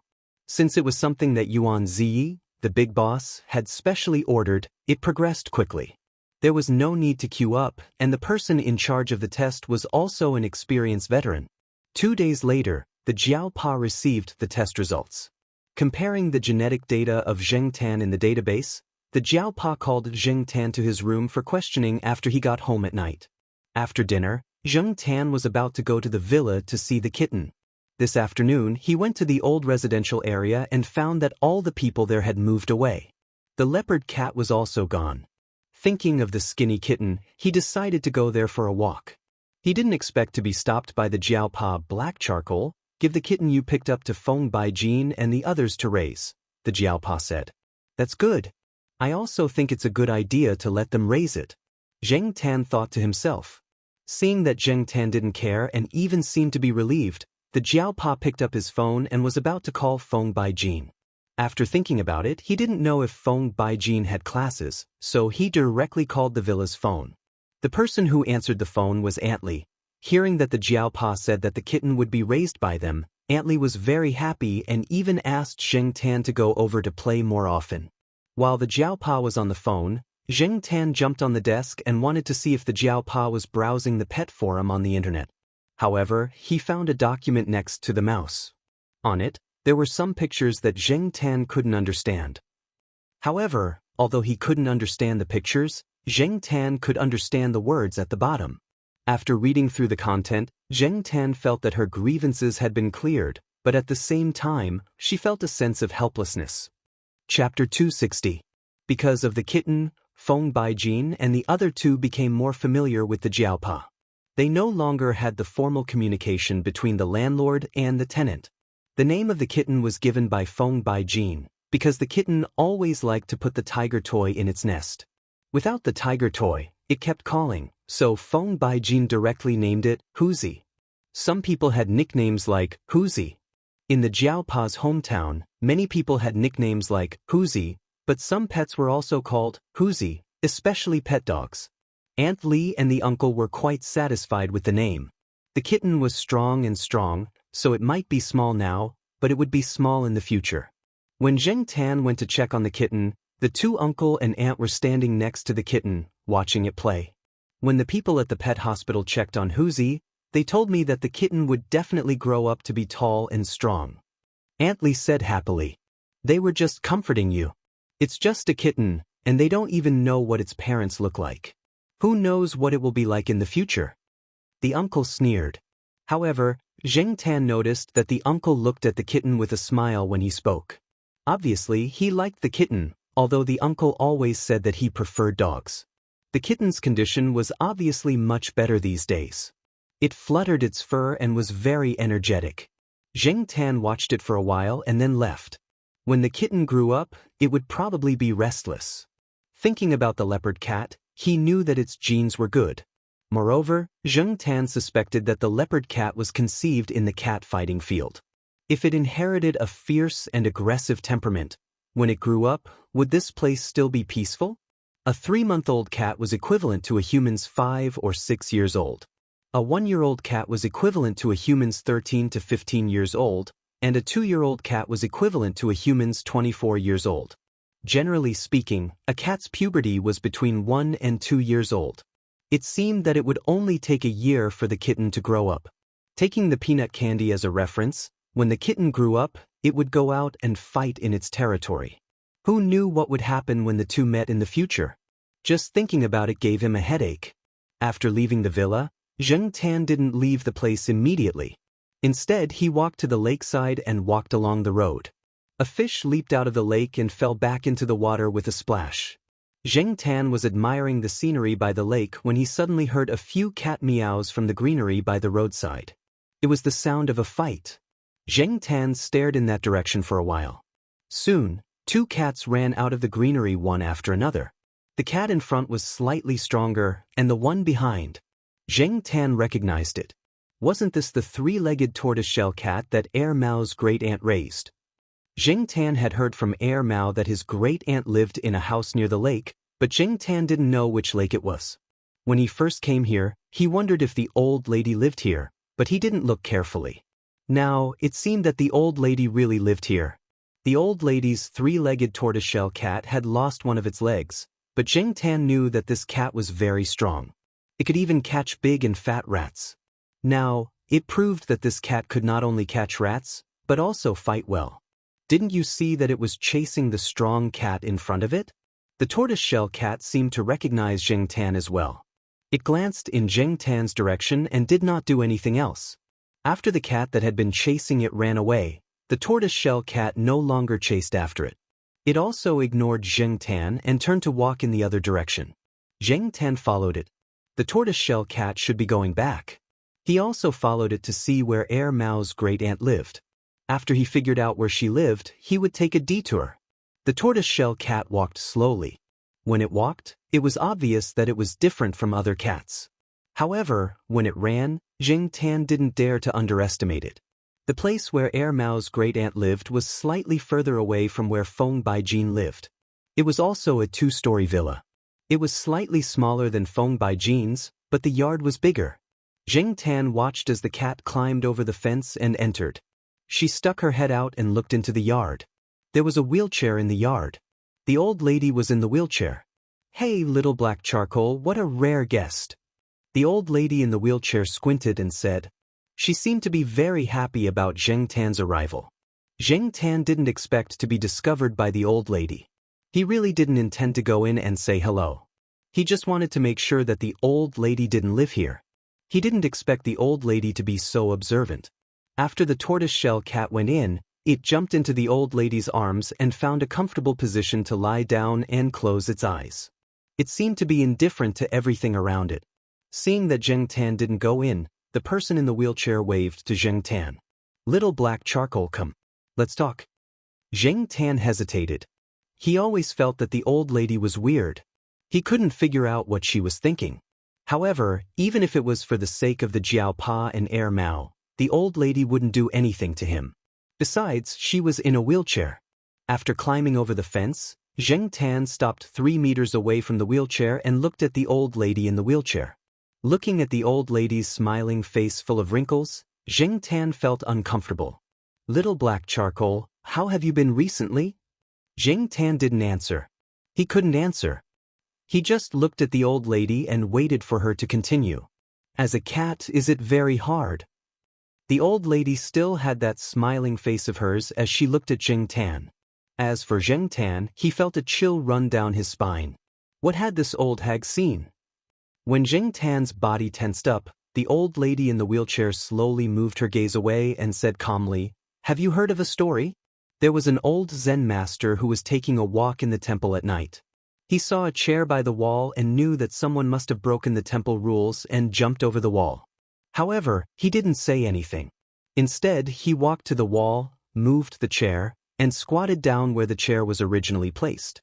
Not long after, a young monk jumped over the wall. In the dark, he stepped on the old Zen master's back and jumped into the courtyard. When his feet touched the ground, he realized that it wasn't the chair that he had stepped on, but his own master. The young monk panicked. He thought that the old Zen master would scold and punish him.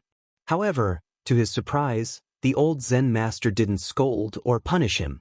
He only said in a very calm tone, "It's late and cold. Go and put on more clothes." Coincidentally, Zheng Tan had heard of this story before. When Jiao Ma was reading an education book, she had discussed it with Jiao Pa. They called this kind of education the Tai Chi style. It was like Tai Chi, turning the problem into nothing. At this moment, silence was better than words. The master's calmness made the disciples' heart tremble. From exposing to spontaneity, from rule by others to autonomy, it allowed the person who made the mistake to find the problem and correct it with dignity. But in this kind of situation, Zheng Tan felt that the old lady's words had a deeper meaning. It's rare to be confused. After the old lady said the last sentence, she closed her eyes. It seemed that she didn't want to talk anymore and was ready to rest. Hearing the last sentence and connecting it to the previous story, Zheng Tan's heart suddenly jumped. In different historical environments, the meaning of the sentence, "It's rare to be confused," was different. Some people used it to ridicule, while others used it to self-correct. However, the old lady's sentence clearly pointed out one thing. Some people understood that even if you pretended, you were only pretending for others to see. Zheng Tan was not a qualified cat. Even now, he still couldn't grasp the degree. If he didn't pay attention, he would show some details that were far better than other cats, such as reading, making a phone call, recognizing maps, and so on. More than one person knew that Zheng Tan had these abilities. Jiao Pa, Little Pomelo, Air Mao, Fang Xiaokeng, Celestine, and so on. In terms of IQ, Zheng Tan was far less intelligent than many people around him. He was slow to think, and some things could only be figured out later. However, many people around Zheng Tan might have already realized that something was wrong, or they might have thought in the direction that some people thought was strange but close to the truth. It was just that they usually lived in peace and knew what was right and what was wrong. For some people, such as Ran Qi, as long as Zheng Tan was harmless to them, who would care if Zheng Tan was a god or a demon? Zheng Tan once heard a philosophy student say when he was walking around, "Life is an art, but in reality, people often ignore the art of life. They always like to understand everything, and they can't tolerate even a little bit of sand in their eyes. They seem smarter than anyone else, but many times, they do things contrary to their wishes. People can't be smart about everything, and they can't be calculative about everything. Otherwise, they will be exhausted, and the gains won't make up for the losses. However, they can't be confused about everything. If they don't know anything and are irresponsible, then they will really be confused. Zheng Tan felt that philosophers were a bunch of lunatics with too many holes in their heads. They always thought about what other people thought, and thought about things that other people couldn't think about. However, Zheng Tan had to admit that what they said did make sense. After all, this was a matter of propriety, and Jiao Pa and the others had grasped this propriety very well. There were more smart people in the world than people thought. There were also many strange people and strange things in the world. In this era, there weren't Frankenstein monsters everywhere, but people who used the guise of scientific research to earn money from the country were everywhere. Moreover, Zheng Tan had a lot of people covering for him. In the past, Zheng Tan didn't pay much attention to it, but now that he thought about it carefully, he realized that he had a lot of loopholes, and yet he was still safe and sound. He could even go out freely every day. Thinking about it this way, Zheng Tan felt that life was still full of sunshine, and he wasn't fighting alone. Taking a deep breath, Zheng Tan raised his head and found that the old woman had left at some point. Zheng Tan was the only one in the courtyard. After leaving the old woman's courtyard, Zheng Tan walked along the cement road by the lake. He walked briskly back to Tsinghua University. On the lake, a fish leaped up, fell down, and disappeared. The ripples gradually calmed down. After returning to Tsinghua University, Zheng Tan saw that it was still early. There was still some time before lunch, so he planned to walk around the kindergarten and see what that naughty kid, Zhuo Mao, was doing. Yes, the 42-year-old student, Zhuo Mao, had entered kindergarten. The 42-year-old came from Zhuo Mao's self-introduction at the beginning of school. My name is Zhuo Mao. My nickname is Zhuo Mao. I also have an English name, Zhuo Mao. I'm 42 years old this year. That day, Zheng Tan squatted by their classroom window and looked at them. When he thought about it, he found it funny. When Zheng Tan arrived at the kindergarten, the children were playing with toys and slides. Zhuo Mao was holding a building block, and next to him stood an unfamiliar man in his 20s. Chapter 261. Zheng Tan had never seen the man before. All the teachers in the kindergarten were female, and they had been selected many times and had some connections. They were relatively reliable.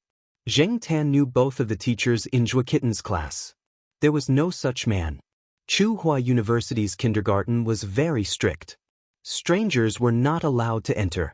The children of the school's staff were all here. The guard was also an old man. He knew most of the people here. Therefore, it was impossible for him to make such a mistake and let in an unfamiliar person. Of course, that was only for people. It was useless against special cases like Zheng Tan. Those walls and fences could not stop cats at all. Zheng Tan jumped onto a tree not far away and looked at Zhuo and the man. Zhuo was setting up building blocks. She set up a small car. The man next to her was guiding her. After that, he probably got anxious and squatted down to help her set up. He did not stop talking. Zheng Tan listened. This person was talking about high-end cars. To many children, this was a completely unfamiliar term. To them, a Hummer was not as attractive as a fire engine. I'm still missing a wheel. Zhuo looked at the person next to her expectantly. I'll go look for it. The man set up a building block, then got up and took a step back. He was going to the box where the building blocks were placed to see if there was anything suitable. Just as the man retreated, he stepped on something when he landed on the ground. His foot slipped and he fell to the ground. The indoors were covered with foam mats, but this was not the case outside, especially the place that Zhuo had chosen. Although it was not a cement floor and was covered with a layer of wood, it was still painful to slip like this. Looking at the man's twisted face on the ground, one could tell how it felt. Before Zhuo could react, a child who was slightly closer to her laughed out loud when he saw the man slip. The other children heard the commotion and looked over. They also laughed. It was easy for a chain reaction among children to form. After being laughed at by a group of children, the man lost a lot of face. The two female teachers heard the commotion and came over to see the situation. The teacher surnamed Bai was especially nervous when she saw the man's appearance. How is it? Teacher Bai asked. It's okay. the man on the ground struggled to get up. Although he said it was okay, it was also because of his pride. Looking at the way he was gasping for air, it was definitely not that easy. It's a marble. Another teacher found the reason why the man slipped. Marbles were very dangerous for children in the lower class. They could easily slip and accidentally eat them. After all, many children like to put anything they picked up into their mouths. Therefore, marbles were definitely not among the toys provided by the kindergarten. It was impossible for such things to appear here. It must have been left behind by one of the kids from the senior class. The man gritted his teeth and said, a few days ago he saw some kids in the upper class playing this game. Although they put it away and cleared the area, he didn't expect to miss one. The two female teachers searched the field one more time. After confirming that there were no more marbles, Teacher Xiao Bai helped the man and left. They went to the school hospital to take a look, while the other teachers stayed behind to continue looking after him. Zheng Tan, who was not far away, saw clearly that Zhua Kitten had taken out the glass bead from her pocket and placed it there when the man was squatting down to set up the building blocks. The two teachers would never link this incident to little kitten Zhua. What could a 2.5-year-old do? Here, little kitten Zhua was the youngest in the lower class. The other children were basically sent here when they were 3 years old. There were also children who were 2 or 3 months old who were sent here. The parents were either too busy or afraid that their children would lose at the starting line. When they saw other families sending their children to school, they hurriedly sent their children over. In fact, whether or not the children could go to kindergarten depended on the children. If they were too young, their minds would be weak and they wouldn't have the ability to take care of themselves. Sending them to kindergarten would not only tire the teachers but also make the children suffer. It might also make the children feel conflicted. As for little kitten Zhua, who was 6 months away from turning 3, his mental fortitude was strong enough. He also had the ability to take care of himself. He could eat, sleep, and poop by himself. He was much stronger than some 3 or 4-year-olds. Moreover, little kitten Zhua was the one who suggested that he go to kindergarten. On the first day of kindergarten, when the teacher finally calmed all the children down, the little guy howled, causing the other children who had finally stopped crying to cry again. For these children, it was too easy to cry when they were away from their parents for the first time.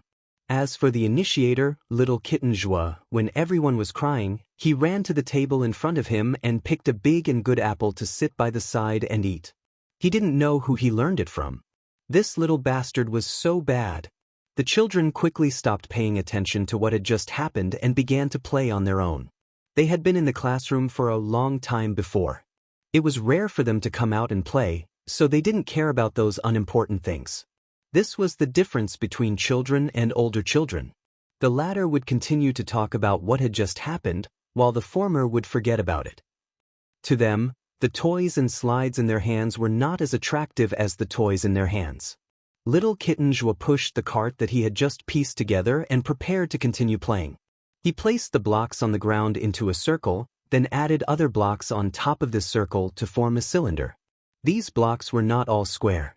There were also triangles, circles, trapezoids, and so on.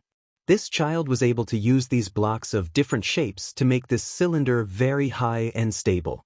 After placing all the blocks on the ground, little kitten Zhua pushed down the one that he had just pieced together and yawned. When he looked up at the tree and saw Zheng Tan, he immediately went over to Zheng Tan happily.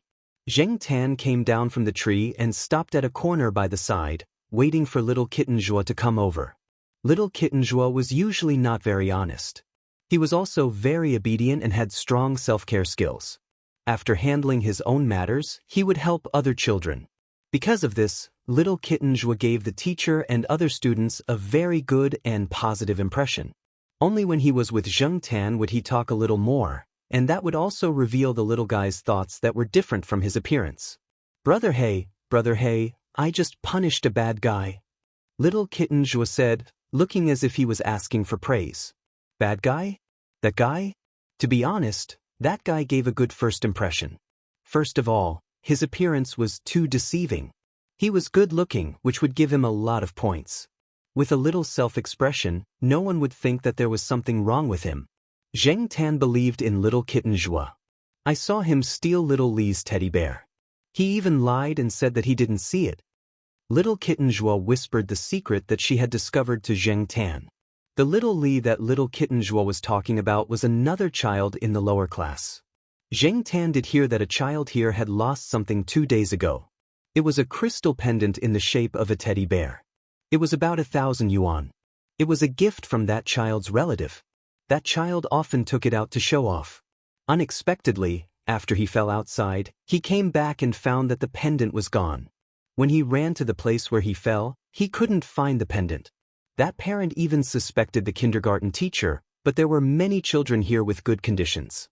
There were a few who were jade. In terms of value, those jade pendants were worth a lot. Why didn't he see anyone lose it? Why did your family lose it?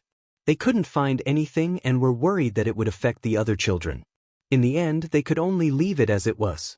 Now it seemed that the person who had picked up the pendant was that guy?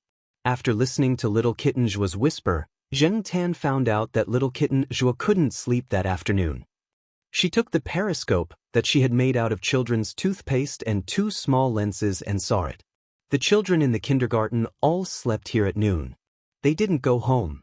Little Li woke up during lunch break to go to the toilet and fell. As for the periscope, there was a simple periscope made out of cardboard and 2 lenses according to the principle of light reflection in the primary school's labor curriculum. Zheng Tan had seen some children play with it in the courtyard some time ago. It was the first time that Zheng Tan had seen someone as small as little Kitten Zhuo. Every time he squats for a long time, he gets up and steps back. He steps back this much.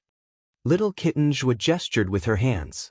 In other words, this guy didn't place the marbles blindly. He placed them there after observing and measuring them. However, wasn't this observation skill used wrongly? However, he was still a child after all. He didn't think too far ahead and didn't want to tell the teacher or parents. He only thought of it as a small game for himself to have fun. As for why little Kitten Zhuo didn't tell little Li about it, Zheng Tan heard little Kitten Zhuo's tone just now. He didn't have a good impression of little Li, who had a loud voice, loved to show off, and wet the bed. He even put a bug on little Li's skirt, scaring her to tears. However, no one knew that it was little Kitten Zhuo who put the bug. From the perspective of a parent, this was the time to educate him about what was right and wrong and what was the best way to do it. However, Zheng Tan didn't know how to do it and couldn't do it. He couldn't even speak, so how could he educate him? Little Kitten Zhuo, is this your cat? A little girl came over and asked. Although little Kitten Zhuo said that his name was Shuiyang, many children still liked to call him little Kitten Zhuo. Little Kitten Zhuo shook his head. No, he's my brother. When the little girl heard the answer, her eyes widened.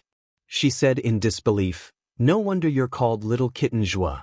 Your brother is a cat. Can you become a cat? Oh. The little girl's face was full of disappointment. She looked sideways at Zheng Tan and reached out her white and tender little hand to pull Zheng Tan's beard. Zheng Tan dodged. Zheng Tan didn't have a good impression of these little brats. No matter how cute they were, they could annoy people to death. They didn't know how to control their strength and cried easily. Therefore, he didn't plan to stay here any longer. He raised his hand at little Kitten Zhuo. Little Kitten Zhuo was about to say something to the little girl, but when she saw Zheng Tan's action, she quickly reached out and touched Zheng Tan's cat hand. Goodbye, brother He. Little Kitten Zhuo waved at Zheng Tan's back and turned around to continue what she didn't say just now. She told the little girl not to pull Zheng Tan's beard in the future. Otherwise, brother He will be angry. After Zheng Tan left the kindergarten, he was still thinking about what little Kitten Zhuo had said about the boy being a bad guy. It wasn't a good thing to keep such a person in the kindergarten. As he was thinking, he took a shortcut to pass by the school's hospital.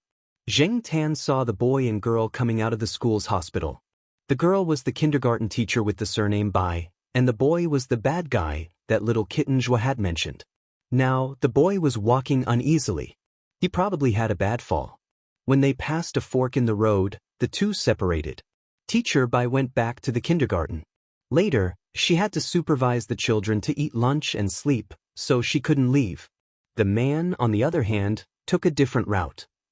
Chapter 262. The man did not leave through the main entrance. Instead, he left through a side door that led to the old street. At this time, the number of people on the road gradually increased. Some people who had set up stalls were busy occupying seats. The students of Tsinghua University, who only had 2 classes in the afternoon, had also finished their classes. They came out for a walk and to eat some snacks. Zheng Tan did not follow too closely. There were many people there. Many people did not pay attention to their feet when they walked. If he went over, his limbs and tail would probably be broken. Moreover, Zheng Tan could see the situation from the sidewalk. It was not worthwhile to take the risk and look for trouble. As he followed, Zheng Tan saw that the man's footsteps became faster. There was a small stall next to him. The stall was filled with accessories and gadgets. Girls liked them very much. There were many people around the stall. After the man passed by, Zheng Tan noticed that there was a woman's phone in his hand. After getting the phone, the man turned it off skillfully. He opened the back cover of the phone, took out the card, and threw it into the bin beside him. Then he put the phone in his pocket. That technique was something that only a veteran could do. It was too fast and too natural. It was so natural that the student did not feel that he had lost his phone. The people around him also did not notice anything strange. If Zheng Tan had not seen the man steal the phone with his own eyes. After stealing the phone, the man's originally frowning and bitter face was now relaxed with a smile on his face. It was as if what had just happened had made him very happy and dispelled his original gloominess. Zheng Tan did not know if this person liked to use this method to vent his depression or if it was because he had another profession that he did something like stealing phones.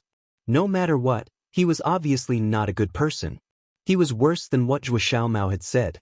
That's right, he even stole children's things. Stealing phones was nothing. Zheng Tan looked back. There were some people around the small stall selling accessories. He could not see if the person who lost the phone was among them. He guessed that the unlucky owner had not realized that he had lost his phone. The person in front had already walked a little far. Zheng Tan hurriedly followed. He couldn't do anything now. Zheng Tan was also familiar with the path that the people in front of him were taking. If they walked along the old street, they would not walk far before turning a corner and arriving at an old neighborhood. Although this neighborhood was old, it wasn't really that old. It was built in the 90s. It was all 6 or 7 stories high, and there were 5 or 6 households on each floor. However, from the outside of the community, one would feel that the community was old. The development of the city was too fast, and the architectural style was old-fashioned. Coupled with the newly built commercial streets and high-rise buildings not far from here, the feeling was even more obvious when standing at the fork in the road. Behind these old-fashioned community buildings, towering modern buildings looked down on everything like giants, which made this place even more old-fashioned. Sometimes, it even gave people a feeling of time and space being intertwined. Most of the people who lived in this old community were old men and women. There were also some young people who worked nearby. Zheng Tan watched the man enter the community. He quickly jumped into a closed side door at the side. After looking for a while, he continued to follow the man after seeing him. When he was shopping on the old street, he had also visited several communities. This was one of them. He was neither familiar nor unfamiliar with it. In Zheng Tan's memory, the buildings here were easy to climb. When he walked in, he could hear the sound of mahjong coming from many rooms on the first floor. The old men and women gathered together to play mahjong every day when they had nothing to do. Therefore, most of the rooms on the first floor were tea house, like entertainment places. A mixed fur little Pekingese barked at Zheng Tan a few times after seeing him. Not far away, a white puppy lying on the side of the road twitched its ears and glanced over. Then, it lay down lazily again. It was not interested in Zheng Tan at all. There were many puppies and cats in this community. When the cats moved, it was really one after another. Because cats were so common, whether it was humans or animals, seeing Zheng Tan was not strange at all. Many people did not even bother to look at him. The man in front seemed to be familiar with the barking of dogs in the community. After hearing it, he did not look back at all. He continued to walk forward, talking on the phone as he walked. Zheng Tan heard him complaining to the person on the other end of the phone about today's bad luck. His tone was very disgusted with the children in the kindergarten. He even cursed a few times viciously. This made Zheng Tan very unhappy. After all, this person was scolding Zhua Kitten. People's hearts were biased. Zheng Tan was biased and righteous. Moreover, this person's character was problematic. Those little bastards, if they don't get beaten up for a day, they will make a scene. *CK, they are asking for a beating. The person in front was still complaining, but after walking into the corridor of a building, his emotions were restrained a lot. The building was very quiet. If he opened his mouth and scolded, he wouldn't be able to get a good look from the people around him. Zheng Tan followed him in. There was an iron door at the stairs, but it seemed that it had not been closed for a long time. The people who lived here probably thought it was too troublesome to close, so the iron door at the entrance of the building was empty. The man lived on the 3rd floor. Zheng Tan watched the man take out the key to open the door and go in. Before closing the door, Zheng Tan heard the man talk about where to go on Friday night. Zheng Tan did not stay there for long. After finding out where the man lived, Zheng Tan went downstairs and walked around the residential building before leaving. For the next 2 days, Zheng Tan walked around the kindergarten every day, but he did not see the man. There were only a few female teachers in the class. Looking at the children wearing paper rooster hats and singing Big Rooster Ooh Ooh with the teachers, Zheng Tan turned and left. He could not appreciate these children's songs. He always felt that if he stayed here for too long, he would be assimilated by these little kids and become childish. On Friday night, Zheng Tan went out to the residential building after dinner. Since the man said that he was going to play on Friday night, he should not be at home. Zheng Tan decided to go to his house and cause some trouble. The consequences of offending a cat were very serious. When he arrived at the residential building, there were not many people walking around at night. Many elderly people went to bed early and did not have the energy to play mahjong at night. They stayed at home and watched TV. Basically, they fell asleep around 9 o'clock. There were no street lights around, only some lights coming from the residents' houses. It was not very dark, but there were many blind spots. It was not difficult to see what was happening in the shadows. Zheng Tan looked around, found a place, and climbed up along the corner. The 2 households directly below the man's house had installed a shelter outside. One was for the outdoor air conditioner unit to block the rain, and the other was to prevent water from dripping down when the residents above were drying their clothes. Many households would install such a shelter outside their windowsills, and it was convenient for Zheng Tan to use the shelter as well. When Zheng Tan climbed up, he would use these shelters. If someone passed by, Zheng Tan would hide on the shelter. Although it was not very bright here, people close to Zheng Tan could still find him. It was not late at night, and there were still many young people walking around. When he climbed past the 2nd floor, Zheng Tan heard someone approaching, so he quickly climbed up. Damn! What a big gecko! It's black and it has cat ears. A voice came from below. Zheng Tan, obviously, that person had found out about Zheng Tan.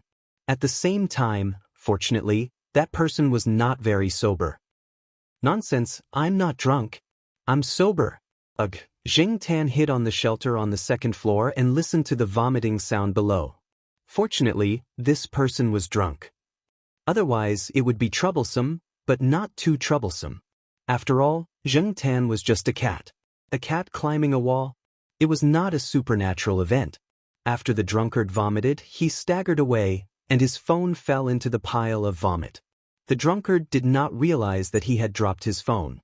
No one passed by, so Zheng Tan quickly climbed up and climbed into the window on the 3rd floor. Fortunately, the iron bars were not close together. The distance between 2 iron bars was just enough for Zheng Tan to squeeze in. Perhaps because of the iron bars, although there was no one inside, the window on the 3rd floor was not locked. They probably thought that no one would enter through there. Zheng Tan looked around. At this time, it seemed that many people had gone out for a walk.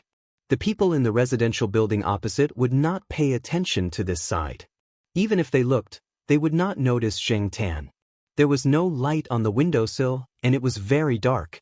People could not see Zheng Tan in the dark with their vision. After opening the window, Zheng Tan looked inside. Based on the smell, this room was that man's. The room was not as messy as Zheng Tan imagined. There was a familiar smell left behind by the kindergarten's teacher Little Bai. The 2 of them were a couple, but teacher Little Bai did not live here. She should have been here this afternoon to tidy up the room for that person. There were too many obstacles. Zheng Tan decided to look at the room from above before deciding where to start messing around. Jumping from the bookcase to the wooden wardrobe next to it, Zheng Tan was about to look down when he found a key on the wardrobe. This key looked like it was used often. It was not rusty, and there was no dust on the key. There was a layer of dust around the key. The person who cleaned it did not take care of the wardrobe. Therefore, the contrast was very obvious.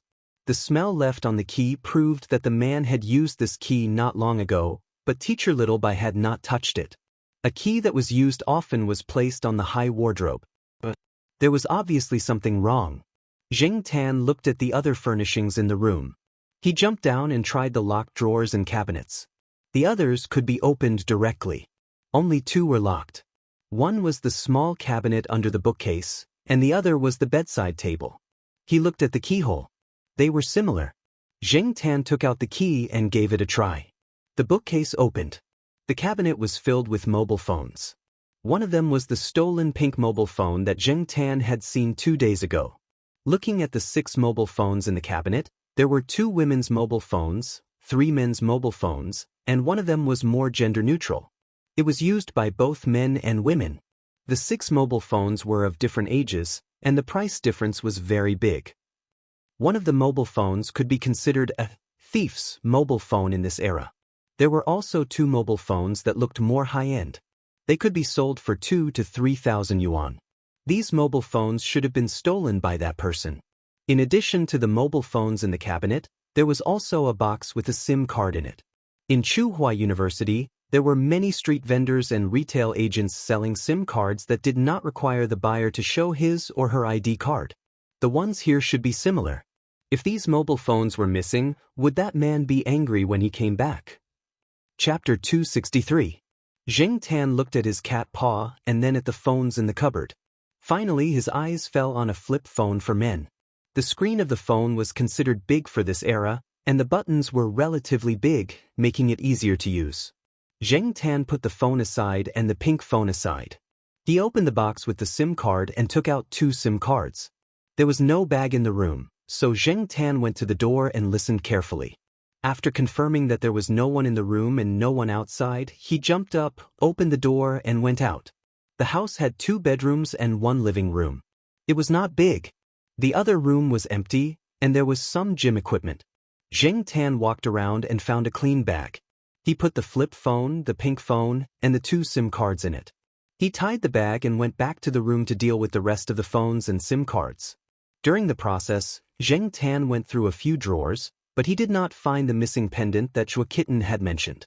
It had probably been sold, or it was hidden in a hidden place. Zheng Tan did not find it. Zheng Tan did not know where the phones were stolen or who the owner was. He did not care about that. He was too lazy to pay attention to unrelated people. As for the owner of the pink phone, Zheng Tan was just going to help him out. After she was done, Zheng Tan was just about to jump out of the window when she suddenly stopped. She ran to grab some tissues to wipe away some of the traces, such as the places with obvious cat paw prints and the dusty wardrobe.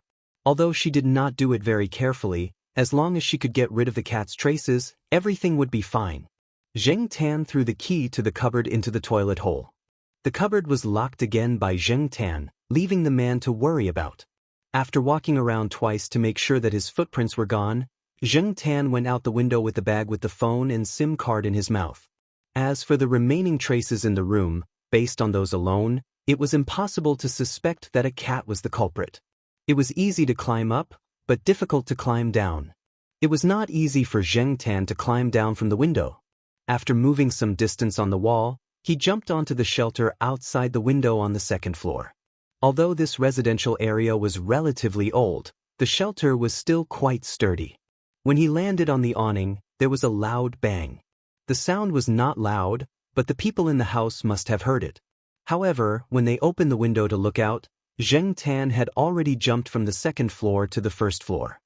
He landed on the ground and found a place to hide. Hiding behind the bushes, Zheng Tan heaved a sigh of relief when he saw that the window on the 2nd floor was closed again. After a while, Zheng Tan left with the bag in his mouth. There were many places that the lights could not reach at night. Although he had to take some detours, in order to hide his tracks, Zheng Tan could only take the longer route. When he arrived at Tsinghua University, Zheng Tan jumped over the wall near the side door. He opened the bag from the greenery and dialed the pink phone to the guard room when no one was paying attention. The phone was right in front of the guard room steps. Zheng Tan looked at it for a while until a guard saw it and picked it up. He asked the students passing by and picked it up. After he failed to find it, he picked up a pen and wrote, "Lost and found," on the notice board. Only then did Zheng Tan leave. The quality of the guards at Tsinghua University was not bad. After that, Zheng Tan did not go home directly. Instead, he went to the forest near the freshman dormitory. 2 years ago, when the freshman dormitory had not been built, that place was very remote. Almost no one walked around at night. There were many thick trees in the forest. Zheng Tan remembered that when he used to train there, he saw a hole in a tree. In the past, Zheng Tan had placed his cat tag in that tree hole. Thinking about it, he had not walked there for a while. Ever since the freshman dormitories were built and the freshmen moved in, Zheng Tan did not walk there much. Today, it was a good opportunity for him to go there and take a look. Even though after the new student dormitory was built, the secluded area of the campus had gotten a little more lively, but it was only a little. There were students walking around the forest area at night, and there were some students having sex in the small forest. However, there were not that many people, so it was not difficult for Zheng Tan to avoid them. There was no one around the tree hole. Zheng Tan jumped up the tree and looked at the tree hole. There was a pile of rotten leaves. The last time Zheng Tan came here, he had filled it with branches, leaves, and a plastic board to prevent other animals from occupying it. Now, it seemed that it was not a good idea. There were worms growing in the rotten leaves. Zheng Tan broke off a branch and dug out the things inside. It was very wet and there were many small worms crawling around. However, Zheng Tan could not think of a better way to deal with it. He could only put up with it for now and think of a way tomorrow. After digging out the tree hole, Zheng Tan put the bag with the mobile phone and SIM card inside. Although there were many places in the old tiled house where Zheng Tan could hide his mobile phone without worrying about the wind and rain, there was no telling when someone would go in there. As for the tree hole here, it seemed that only birds and cats could come in, and normal birds and cats were not as interested in the mobile phone as Zheng Tan. After thinking about it, Zheng Tan still felt that the tree hole was safer and more stable. Stealing a mobile phone from a thief, would that be considered a double cross? Who cares? Zheng Tan shook his head. He had never been a person of integrity. After opening the bag, Zheng Tan turned on the mobile phone and put it on silent mode. He opened a racing game on the mobile phone and started playing. Zheng Tan had not touched a mobile phone for a long time. Even if it was a game with rough graphics, he could still play it happily. No one would have thought that at this time, on a tree in the forest at the edge of Tsinghua University's campus, a cat was hiding in a tree hole and playing with a mobile phone. After about half an hour, the mobile phone showed that it was almost out of battery. Zheng Tan reluctantly turned off the mobile phone. There was no SIM card installed in the mobile phone. He looked at the 2 SIM cards in the bag and forgot to install them when he was playing games. Forget it, he would think about it later. Zheng Tan opened the back cover of the mobile phone with some effort and took out the battery. He would take it back and use Jiao Ma's universal charger tomorrow when there was no one at home. After taking out the battery, he put the mobile phone and the 2 SIM cards into the bag. After tying the bag, Zheng Tan looked at the battery. It was not a good idea to bite the battery. Not to mention the toxicity of the battery, Zheng Tan remembered the conversation between Jiao Pa and Jiao Yuan a while ago. Many students in Jiao Yuan's class ran out of battery when they used some electronic products. They were too lazy to buy a new one, so they just used it and bit it to dig out the battery's remaining energy. That was why there were many discarded batteries in Jiao Yuan's school with bite marks. A few days ago, there was news about a little girl who was injured by a battery because she bit it. According to the newspaper, an expert's explanation was that batteries contained chemicals. If saliva entered the battery when biting into the battery, it could cause the battery to short-circuit and explode. This was especially true for counterfeit products and low-quality batteries. It was very likely that accidents would occur because of the quality of the batteries could not be guaranteed. The batteries that students usually used were number 5 or number 7 batteries with zinc shells. Zheng Tan did not know about the battery of the mobile phone, but he did not dare to take the risk. He still cherished his cat's life. Zheng Tan was semi-illiterate when it came to academic knowledge. He did not understand and was not interested in learning more about it. He just needed to listen to Jiao Pa and Jiao Ma. It was simple, convenient, and did not need to use his brain. Therefore, to be safe, Zheng Tan ran to the vendors outside the side door to pick up the bags. After the number of students increased, there were some vendors outside the side door in the evening and at night. When the vendors saw Zheng Tan pick up a plastic bag from the stall, he thought that the cat was just playing with it for fun. There were many cats who liked to play with plastic bags, and plastic bags were not worth much. Therefore, he did not pay much attention to Zheng Tan. Instead, he paid more attention to the passing students. After putting the battery into a clean plastic bag, Zheng Tan took the plastic bag back to the house. He hid the battery in a corner of the courtyard, went upstairs, brushed his teeth, and took a shower. He had taken a lot of plastic bags today, so he needed to brush his teeth more. The electric toothbrush that Jiao Ma had bought for him was not bad. The next day, when no one was home, Zheng Tan took the bag with the battery home and used Jiao Ma's all-purpose charger to charge it. In order to charge the battery more, Zheng Tan stayed at home in the morning and afternoon. At the same time, he found a bag in the clutter. This was Jiao Ma's change bag. It had not been used for a long time, so she probably forgot about it. Zheng Tan took the bag out, washed it under the faucet, and put it on the balcony to dry. The size of the change bag was just right for the flip phone. The strap was just right for Zheng Tan's neck, so he did not have to lift it with his teeth. After everything was ready, Zheng Tan found an opportunity to go back to the tree hole. He installed the battery and tried the 2 SIM cards. He also tried to check the phone bill. One of the cards had no money left, and the other only had a few yuan left. After installing the card that still had the phone bill, Zheng Tan thought about the man's phone number. Yesterday, when Zheng Tan went to the kindergarten, teacher Little Bai was calling the man. After she finished the call, she put the phone on the desk to look after the other children. Zheng Tan checked the call log. It showed that the number was Dear. Zheng Tan memorized the number. At the same time, in the old residential area, Zhang Dong was complaining on the phone. In the morning, when I was changing my shoes, I found a few SIM cards in my shoes. I hurriedly went to the closet to change into a suit. When I went out to take the bus, I took out a few SIM cards from my pocket. When I went home to cook noodles in the kitchen, I opened the cupboard and found a phone inside. I ran to drink some water to calm myself down. When I opened the cupboard under the coffee table in the living room, I found another phone inside. F***CK? I'm going crazy. Who the F***CK is playing with me? Zhang Dong felt that the intruder was a skilled thief, but why didn't he take the phone away? Instead, he stuffed things everywhere as if he was playing a game. Zhang Dong checked the door lock and windows, but he could not find any clues. He did not have any investigative skills, so he did not dare to say anything. If outsiders found out, he would not have a good time. If his colleagues found out, he would not have the face to do so. He could only talk to his close friends who usually hung out with him to talk about it. As he was talking, his phone received a text message. After seeing the number displayed on the phone, Zhang Dong's hand trembled. Suddenly, a chill ran down his spine.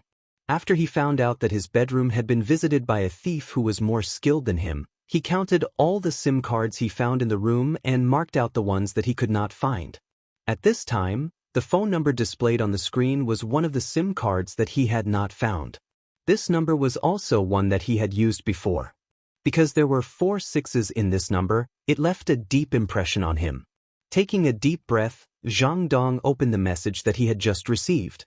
It showed,